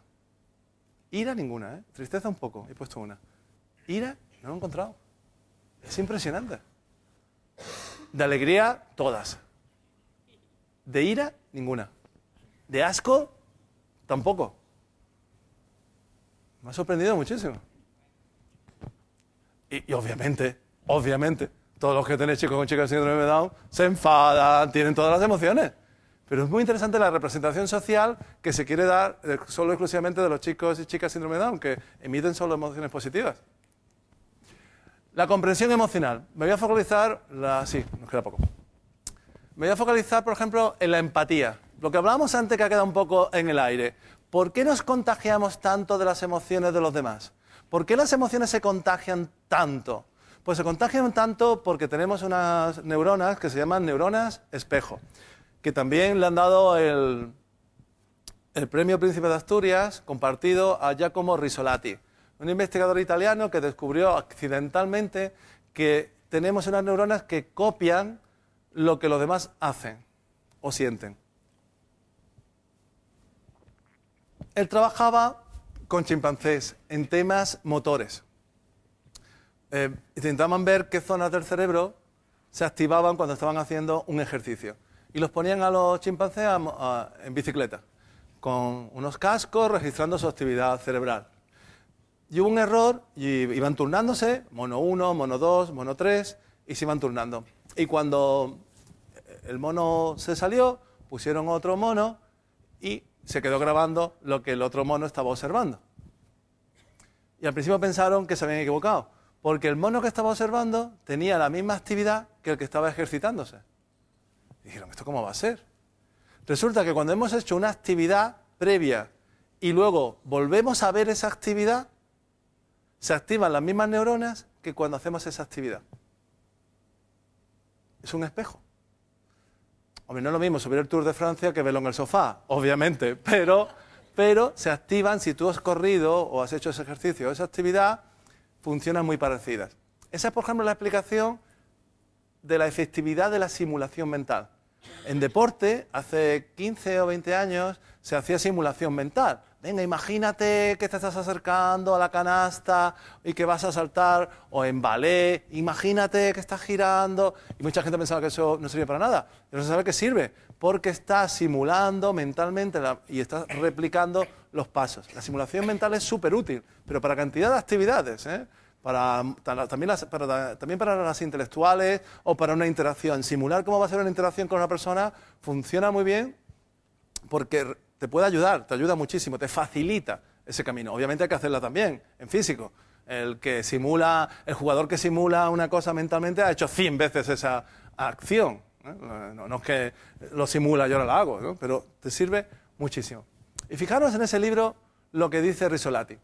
Somos criaturas sociales. Nuestra supervivencia depende de entender las acciones, intenciones y emociones de los demás. Las neuronas espejo nos permiten entender la mente de los demás, no solo a través de un razonamiento conceptual, sino mediante la simulación directa, sintiendo, no pensando. No es un ejercicio de ajedrez o de juego de damas, en el que mi teoría de la mente me imagino lo que va a hacer la otra persona. No, estoy sintiendo lo que siente la otra persona. Por eso, cuando estamos con alguien triste, nos ponemos tristes. Cuando estamos con alguien alegre, nos contagiamos. Hay experimentos en los que se le pone una película a las personas y se le graba la cara a la persona y se puede inferir la cara que está saliendo por el reconocimiento del rostro tuyo. No nos damos cuenta, pero estamos viendo una película y hay alguien enfadado y se nos tensa la mandíbula. ¿Está alguien divertido y alegre? Y sonreímos. ¿Está una escena triste? Y nos ponemos tristes. Somos muy permeables. Por eso nos afectan tanto las personas y obviamente evitamos a las personas tristes, a las personas que no reflejan esas emociones que nos hacen sentirnos bien. Fijaros, con un monito sacan la lengua y segundos después el monito vuelve a sacar la lengua. Y si tenéis un bebé, hace exactamente lo mismo. Hacerlo con la boca así. Y al momentillo hace. Somos así. Tenemos esas neuronas. Si no tuviéramos esas neuronas, no seríamos animales sociales. Uno empieza a bostezar y se contagia automáticamente, incluso escuchándolo por teléfono. Basta escuchar la voz de alguien y es inevitable. Y eso no es que estoy aburriendo, es que sois empáticos. Esto es un animal empático. Fijaros, Obama estuvo en Downing Street, Gordon Brown a su izquierda, con la boca abierta. ¿No se lo cree? Él ha pasado por ahí 1000 veces y se le ha ocurrido dar la mano al Bobby. ¿Ha sido de lado? ¿A que la sonrisa del Bobby es auténtica? Está impresionado, es que no se lo cree. Tendrá la foto puesta allí en el dormitorio. Pero fijaros aquí, la boca abierta. Bien. Esto lo trabajamos muchísimo también, el tema de la empatía. Y hay que descentrar a los chicos y a las chicas para que vean el punto de vista diferente de los demás. Por ejemplo, con los adolescentes es terrible. Los adolescentes creen que todo el mundo piensa y siente como ellos mismos. Y el que no lo piensa es un friki. Entonces hacemos muchísimos ejercicios para que se descentren y ellos sean los frikis en un momento determinado. Con dibujos, con música, con estímulos muy diferentes. Y le preguntamos a los chicos y a las chicas qué piensan, qué sienten. Y siempre hay una respuesta mayoritaria, pues el 60% piensa una cosa. Pero de pronto tú estás en el 10 o el 20, el otro 30%. Y en algunos ejercicios estás en el mayoritario y cuando miras al otro dices, mira qué raro lo que han contestado. Pero llega algún momento que eres tú el raro. Y dices, Dios mío, estoy pensando distinto y sintiendo distinto. Y eso se discute y se trabaja con ellos. Por ejemplo, hay trabajos, estamos en colaboración con ella, con la profesora Kimberly de la Universidad de Canadá, de la British Columbia, que trabajan con niños, por ejemplo adolescentes, y les llevan bebés a clase y se quedan alucinados. Se comparan con ellos, se miden, ven las distancias, los tienen en brazos. Y es un ejercicio increíble de compenetración, pero física. Porque mucha gente trabaja la empatía, pero lo hace desde un punto de vista solo y exclusivamente cognitivo, intelectual. Y, por ejemplo, hay estudios que muestran que antes se creía que a los maltratadores les faltaba empatía. Y no les falta empatía en el sentido de que no sepan que están haciéndole daño a la otra persona. Tienen conocimientos suficientes para saber que están haciendo daño a la otra persona. Lo que les ocurre es que no sienten dolor cuando le hacen daño a otra persona. Cuando, pues no lo voy a poner, pero si pusiéramos una imagen de alguien sufriendo, o una persona que se le va a cortar un dedo, eso que habéis hecho, fijaros, simplemente habéis hecho, eso físico que uno siente, eso es la empatía emocional. Esas personas no lo sienten. Y esa empatía emocional es la que nos impide hacer daño a los demás, no la intelectual. La intelectual nos sirve para jugar al ajedrez, nos sirve para imaginar las intenciones de otra persona, pero no para evitar hacerle daño a otra persona. Y esa es la que hay que trabajar. La otra, por supuesto, si no tienes la cognitiva, es imposible la otra, o muy difícil, como le pasa a los chicos autistas. Tienen un techo en el que hay que trabajar mucho para que esa teoría de la mente tenga el nivel superior. Sí. Vamos a terminar con regulación de las emociones, con lo que hemos empezado. ¿Cómo reguláis las emociones? Vamos a hacer un pequeño ejercicio. ¿Recordáis el experimento de Walter Mitchell? Hay uno que se hace con chicos y chicas de 3, 4 y 5 años. Y se les enseña a ver qué tal regulan las emociones. ¿Os levantáis, por favor? Soltáis las cosas, os levantáis ahí donde estáis. Lo hacemos así. Soltad las carpetas, soltad las carpetas. Que tengáis las manos libres. Es muy fácil. Vais a aprender una cosa muy sencilla. Y lo hacéis con niños de 3, 4 y 5 y veréis la dificultad creciente. Bueno, podéis probar con 2, pero más bien de 3. Se le enseña una cosa tan simple. Dice, ¿tocaros la cabeza? Fácil, ¿no? Casi todo el mundo lo ha hecho bien, ¿no? Y así un ratito. ¿Tocaros la cabeza? Muy bien. Y ahora se le dice, ¿tocaros los pies? Muy bien. ¿Tocaros la cabeza? ¿Tocaros la cabeza? ¿Tocaros los pies? ¿Tocaros la cabeza? ¿Tocaros los pies? ¿Tocaros la cabeza? ¿Tocaros la cabeza? ¿Tocaros los pies? Muy bien. Ya cuando logras que la gente lo aprenda, siempre hay algún torpecillo que no lo aprende y tal, pero bueno. Ahora se les dice, eso tarda 5 o 10 minutos, lo que sea, depende de la edad. Cuando lo ha aprendido, ahora viene el ejercicio. Le dices, pero ahora cuando yo te diga, tócate la cabeza, tienes que tocarte los pies.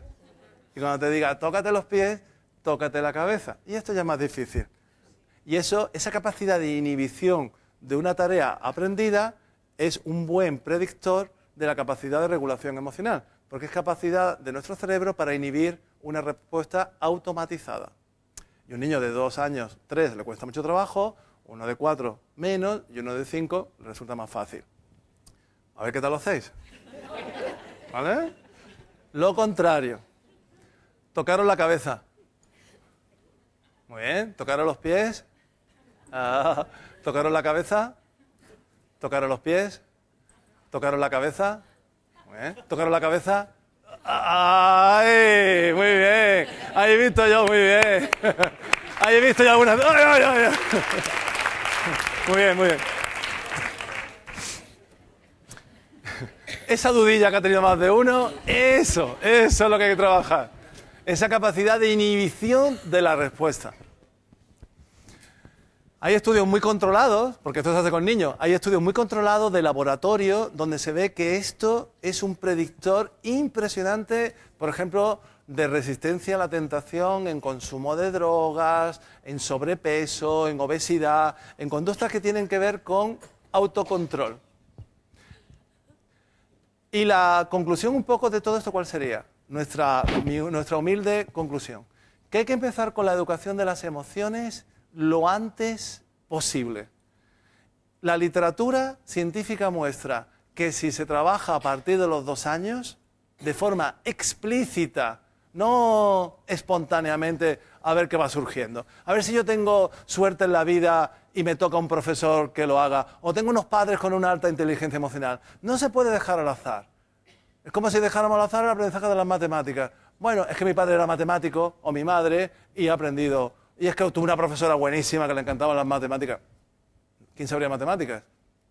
Nadie. ¿El inglés? Bueno, ya lo iremos aprendiendo. Interaccionando con tus amigos, ya irás aprendiendo inglés. ¿Quién aprende inglés así? Salvo que tus amigos sean ingleses. Nadie. Se tiene que hacer de forma explícita y cuesta trabajo. Es de forma explícita y cuesta trabajo. Por lo tanto, empezar a los 2 años.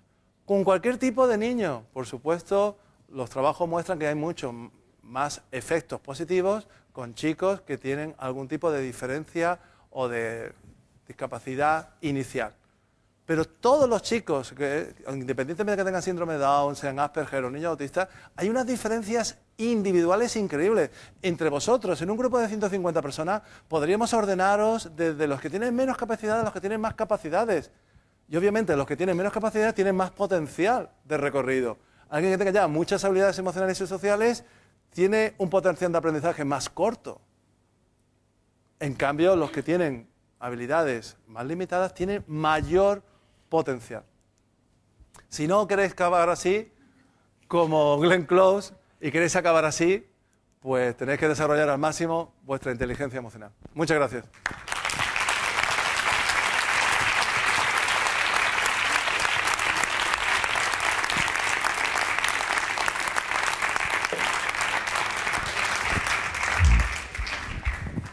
Muchísimas gracias por la exposición. La verdad es que nos has hecho vivir muchísimo este rato.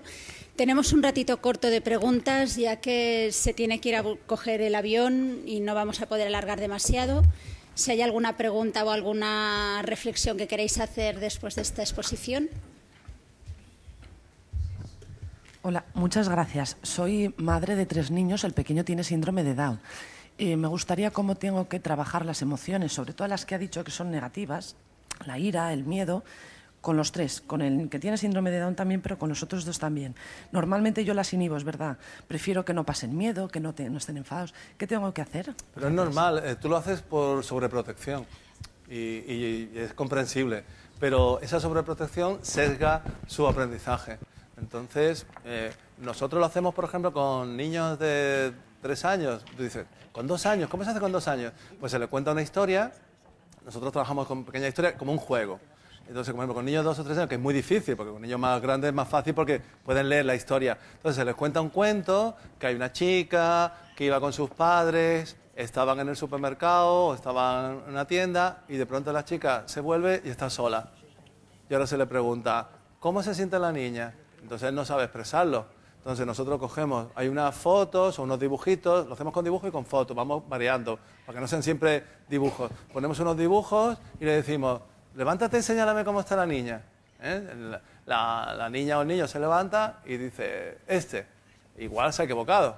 Entonces le dice, sí, a ver, intenta poner tú esa cara. Y se juega con que ella imite y ponga esa cara. Es decir, que no sea algo intelectual, sino también que lo sienta. A ver, imita esa cara. A ver, y lo hacemos con un espejo también. Ponte en el espejo, pon cara de... Y tú también la pones. Y los hermanos también la ponen. Y le vas poniendo ejemplos, le vas poniendo cada vez más ejemplos más complejos. ¿Que el niño ya tenía capacidad verbal? Pues ya se le pone la etiqueta. Porque muchas veces es muy interesante, cuando tiene la capacidad, tiene el inicio de las etiquetas emocionales, el niño te dice, tiene miedo. Y cuando se acerca, señala la de tristeza. Porque confunden miedo y tristeza. O miedo con sorpresa, que eso es más fácil confundirla, ¿no? Hay quien dice que la sorpresa no es una emoción, porque la sorpresa está vacía de contenido, ¿no? Tocan a la puerta, clink, clink, clink, clink, el timbre, abres la puerta y es tu suegra, dice, ¡sorpresa! ¿Qué es? Suena el timbre, clink, clink, clink, abres la puerta, son tus amigos para una fiesta de cumpleaños, ¡sorpresa! Los dos son sorpresa, pero un poquito distintos. Entonces trabajamos así, con cositas muy simples. Y la regulación emocional, por ejemplo, la trabajamos con niños muy pequeños, inhibiendo la respuesta impulsiva un segundo. Con que detengas el impulso un segundo, es genial. Un segundo. Luego ya trabajas 2 segundos, 3 segundos. Son cosas muy sencillitas. De juego, siempre con juegos. Ponerle unas cajitas, que hay que ordenar cosas y le das una instrucción. Intentar que sigan la instrucción, que focalicen la atención. Que, claro, pues el niño le dice, mete esto aquí. El niño empieza a comerse la pieza, obviamente, pasa del juego. Bueno, poco a poco intentar mantenerse en fila, simplemente. Venga, poner los 4 o 5 en fila. Mantener la fila con un juego, una línea imaginaria o con un papel, se pone papel higiénico. Bueno, es que hay muchísimos juegos, ¿no? Le pones un papel higiénico y entonces tienes que ponerse encima, sin que se rompa el papel higiénico. Y cuando están ordenados, cuando están puestos, les dice, ¡ay, estáis mal ordenados! Hay que ponerse el más bajito delante y el más alto, venga, pero sin salir de la línea, moviéndose. Bueno, tiene que hacer todo así, muy lúdico, ¿no? Con actividades y con juegos. Yendo siempre así con ese esquema, nosotros trabajamos de lo más simple, que no es tan simple, percepción, expresión, y luego comprensión emocional, tanto de las propias como de las emociones de otros niños. Y luego regulación emocional, de las tuyas y de los otros. Y el mismo esquema siempre, y vas aumentando la complejidad. Nosotros mismos podríamos mejorar nuestra capacidad de regulación emocional. Y en emociones específicas. Igual hay personas aquí que regulan muy bien la tristeza, pero la ira la regulan peor. O lo contrario, reguláis muy bien la ira y en cambio la tristeza puede con vosotros. Luego ya cuando son más adultos, cuando son adolescentes, pues se trabaja emociones concretas en su contexto. O en el trabajo. La gente son profesionales y se dan emociones muy específicas en su trabajo que uno no tiene por qué estar acostumbrado a trabajar con ellas. Imagínate en un hospital trabajar con la muerte. Pues hay mucha demanda, los profesionales sanitarios tienen muchas demandas de trabajar con esas emociones negativas, que no son emociones que en nuestra cultura se suelen trabajar. La muerte es como un concepto aparte. Los síndromes de Down tienen muchos problemas con el concepto de muerte. El duelo en los chicos y chicas con síndrome de Down se retrasa muchísimo. Una media de 6 meses. ¿Por qué? Porque por lo mismo habéis evitado hablar de todos esos temas también. Si lo evitamos con, entre comillas, nuestros hijos, ¿no? No vayas al entierro. Se muere alguien, no, los niños que no vayan. Eso es muy natural en nuestra cultura. En otras culturas van. En Estados Unidos los niños desde pequeños van a los entierros. Es una parte de su cultura y en otras culturas pasa igual. En nuestra cultura la muerte es un límite y los niños no tienen que verlo. No entiendo por qué, es parte del ciclo natural de las personas y te da mucho realismo en muchas cosas. No pasa nada porque un niño vea un entierro, si se le explica adecuadamente. Hay que explicarse lo que ha pasado, qué ha ocurrido. ¿Se entiende la idea, no? Simplemente bueno, yo soy mamá de un niño con 5 años con síndrome de Down y era preguntarte... La primera parte no lo he escuchado. Que mi hijo tiene síndrome de Down, sí. Tiene 5 años y, bueno, no es una pregunta, es una reflexión. Tiene mucha dificultad, bueno, por lo menos mi hijo y algunos niños también con los que compartimos espacio y tiempo, tiene mucha dificultad para inhibir los impulsos, o sea, muchísima dificultad. O sea, decirle que no toque el caramelo es imposible. Claro, a mí me deprime un poco pensar en que su futuro depende, ¿no? Porque, claro, diría, mi hijo, evidentemente, creo que es un niño que tiene mucha inteligencia emocional, ¿no? Y sabe captar muy bien las emociones. Pero, bueno, no sé, me desconcierta un poco lo que has dicho al principio. Básicamente sería eso, es decir, mi hijo no tiene capacidad de regulación de impulsos, ¿no? Porque tiene un retraso madurativo, pero al mismo tiempo captan enseguida las emociones. Entonces, esto se educa, ¿no? Claro. Vale. No hay ningún problema. Claro, o sea, ¿Qué es lo que ha ocurrido? Porque fíjate, Walter Mitchell se hizo tu misma pregunta. Dijo, vale, los que retrasaron mucho comerse el caramelo han tenido mucho éxito, son personas ajustadas, pagan la hipoteca, todo eso. Pero dice, se les encontró gente también del otro grupo, de los que se habían comido el caramelo, que habían sido personas con éxito. ¿Por qué? Porque a lo largo de su vida habían tenido interacciones, profesores, circunstancias que le habían educado esa inteligencia emocional. De forma espontánea. Lo que yo digo es, ¿podemos dejar eso al azar? ¿Puedes dejar tú al azar que tu hijo desarrolle esa capacidad de regulación? No podemos permitirnos ese lujo. Lo que tenemos que es educarlo. Y no hay ningún problema. Tu hijo igual tarda... Es agotador, ¿eh? Es agotador. Y lo de ser... Lo de porque decir tú sola no lo puedes hacer. En una hora no lo hagas Pero porque tú sola no lo puedes hacer. Porque tú sola no lo puedes hacer. A veces sale el tiburón, ¿eh? Lo digo por lo de antes, que no, es complejo. La educación de los hijos es súper compleja. ¿Tú cuántos hijos tienes? 2. 2. Pero como si tuviera 4 o 5, no sé. Ya. ¿Y Desbordada. ¿Este chico o chica? Que no lo ve bien de aquí. Nena y una nena. Esta te va a dar más problemas que tu chico. No, seguro. Segurísimo. Y no es síndrome de Down. Y, ¿sabes? Bueno, son diferentes los problemas, ¿eh? Sí, se van a ser peores. Van a ser peores porque las personas somos muy complejas. Y ella, pues, como le vamos a prestar menos atención, porque es así. A los hijos, todos los padres que tienen un hijo con el mínimo problema, sea psicológico o físico, los padres de hijos con cardiopatías, bueno, tienen una vigilancia, una hiperatención con ellos. Es una cardiopatía, intelectualmente están perfectos y están súper encima con ellos. Y si tienen hermanos, los hermanos se quejan de que el tiempo que los padres dedican a ese hijo es injusto y que ellos no han tenido la atención. Eso es muy interesante, la percepción de los hijos de que tienen hermanos con síndrome de Down o otro tipo de cosas, otro tipo de trastorno. Es impresionante, porque dicen, yo no entiendo, ¿es que aquí tengo que tener un problema para que mis padres me quieran?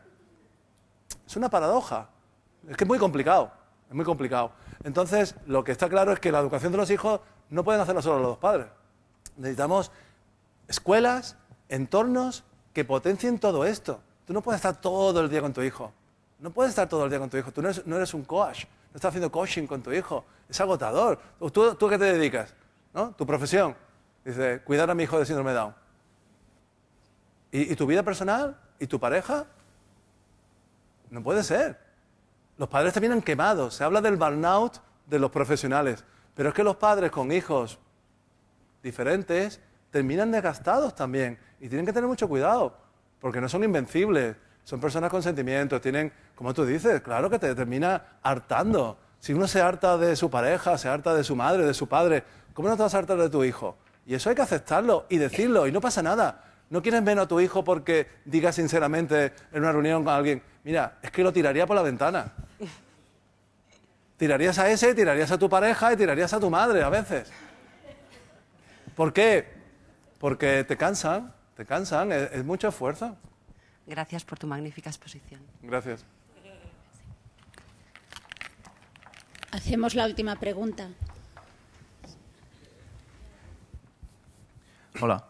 Mi duda era acerca de un reportaje que salió hace unos días sobre la educación en Corea del Sur, que tiene unos muy buenos resultados en el informe PISA, pero al menos por lo que salía en el reportaje estaba carente de absolutos valores de inteligencia emocional. Y también hace unos meses salió otro reportaje muy similar sobre la educación en Finlandia, que está en el número 1 de PISA, y la presencia de valores emocionales pues, es más importante. Querría saber un poco su opinión al respecto. en cuanto a Corea del Sur. Sí, en Corea del Sur tienen un problema y es que el número de suicidios en adolescentes y estudiantes universitarios está aumentando desorbitadamente. ¿Por qué? Porque los niveles de exigencia, es que la escuela coreana tiene unas jornadas, tienen escuela los sábados, ven a sus padres muy pocas horas.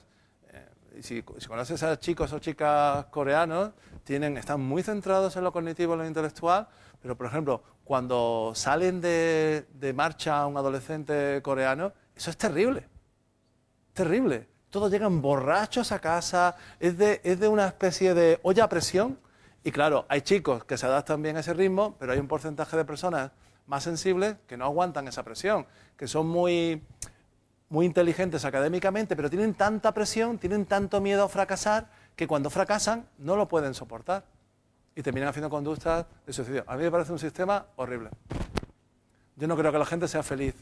Y Corea, como siga con ese sistema educativo, va a tener agentes con el mayor número de patentes del mundo y los niveles de infelicidad más altos del mundo. Yo creo que hay que buscar un equilibrio. Hay un equilibrio entre lo intelectual y lo emocional. Y el objetivo final uno lo tiene que tener claro. Si tú quieres tener un país que sea el número 1 en matemáticas, bien, que no sea a costa de la felicidad de esas personas. Si tú quieres un país que la gente sea feliz, tienes que trabajar los aspectos emocionales y sociales. Porque además esa gente al final termina quemándose. Porque estás solo en un ámbito de tu vida. ¿Y qué pasa con tus relaciones sociales, con tu pareja, con tus hijos? ¿Eso no es importante? Yo creo que sí. Yo no conozco gente que no le importe esos aspectos. Otra cosa es que no sepa cómo gestionarlos. Hay que buscar un equilibrio. Y más, fíjate los resultados. Los chicos más equilibrados emocionalmente, que son a su vez los que tienen más inteligencia emocional, son los que tienen mejor rendimiento. Porque esas personas, muy inteligentes pero sin habilidades emocionales, en cuanto los presionas, hay presión, hay estrés, y donde no hay estrés. En cuanto hay estrés, su rendimiento cae. Así que no me parece un buen rendimiento. Los niños coreanos están muy poco tiempo con sus padres. Pasan unas jornadas larguísimas. Todo el mundo come en el colegio, llegan muy temprano, llegan muy tarde, eso también el sábado, y pasan el tiempo con la familia solo los domingos.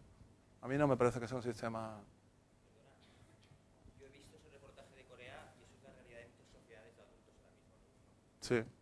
Gente que trabaja hasta las 9 de la noche, a las 7, ve a los hijos un día, niveles productivos buenos, pero infelicidad de padres. Aquí hablamos de los niños, pero es el reflejo de muchas sociedades que no hemos sido educados así, pero nos hemos convertido en eso. Sí. Y va a ser un fracaso.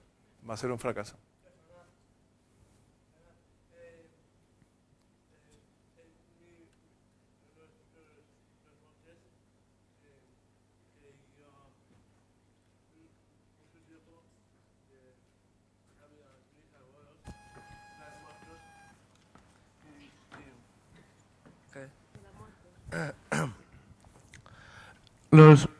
Los muertes de 2001 nacido mi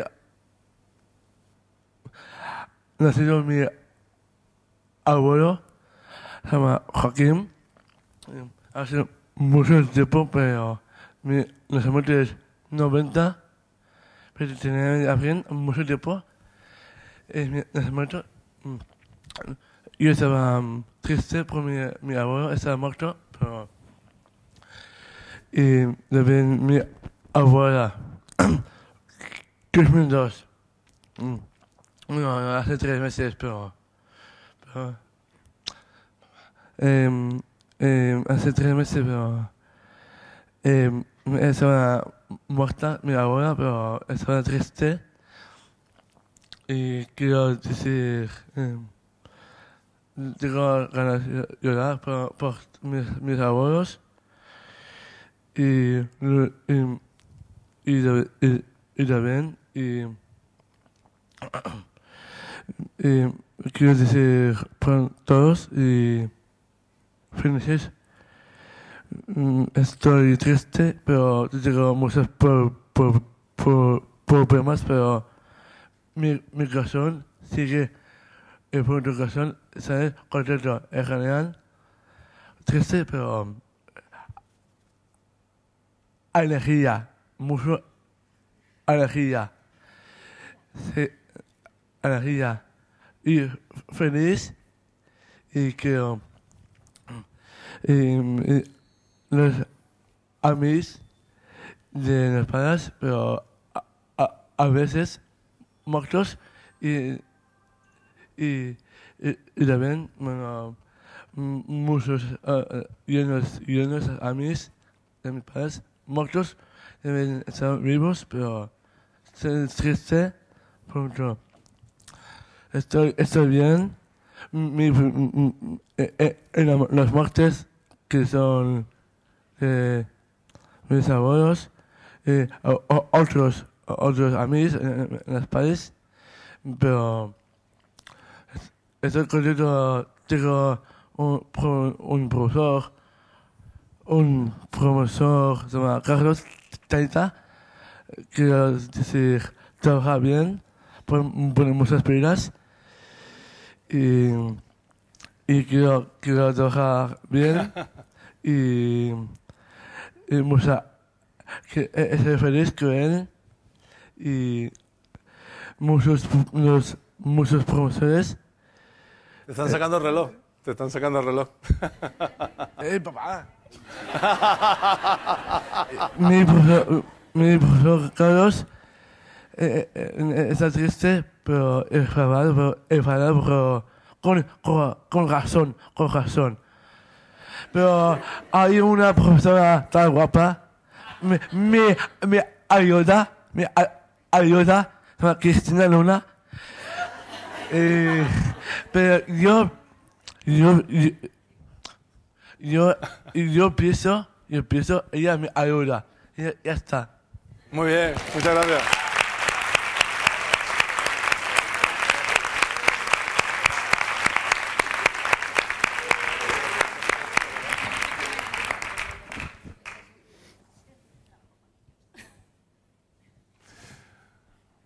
Muy bien, pues muchas gracias y a ponerse en marcha.